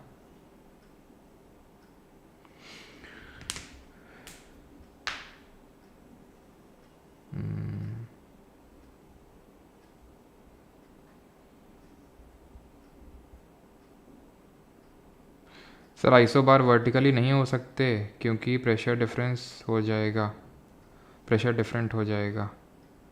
मतलब तुम ये बता रहे हो, पूछ रहे हो, बता रहे हो या फिर पूछ रहे हो, क्योंकि हमने तो जो तुमने लिखा है कि आइसोबार वर्टिकली नहीं हो सकते हैं, हमने भी ये सेम चीज़ बोली कि आइसोबार हमेशा हॉरिजॉन्टल होंगे और कायदे से इसको एक्सप्लेन किया है। अगर अगर पूछ रहे हो तो ठीक है, मतलब सही लिख रहे हो, और अगर बता रहे हो तो पहले उस चीज़ को देख लो जहाँ मैंने बताया है। ठीक है, मैंने सेम चीज़ बताई है।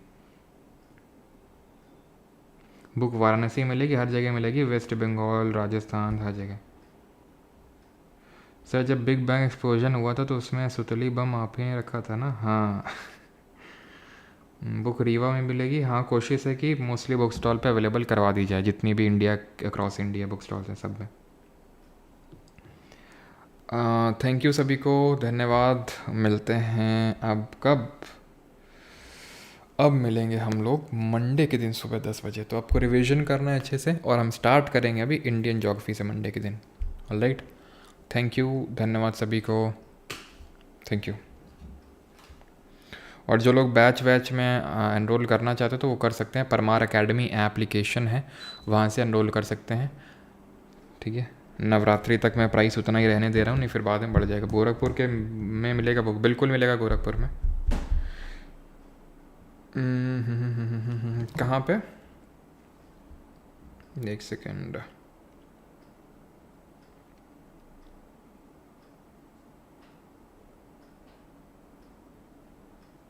कौन सी विंड? फोन वाली? एक सेकेंड।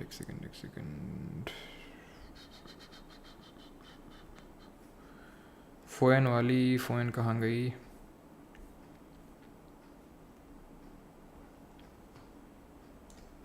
बोरा मिस्ट्राल कोल्ड होती है, यस। फ़ोन आपकी वार्म होगी, ठीक है।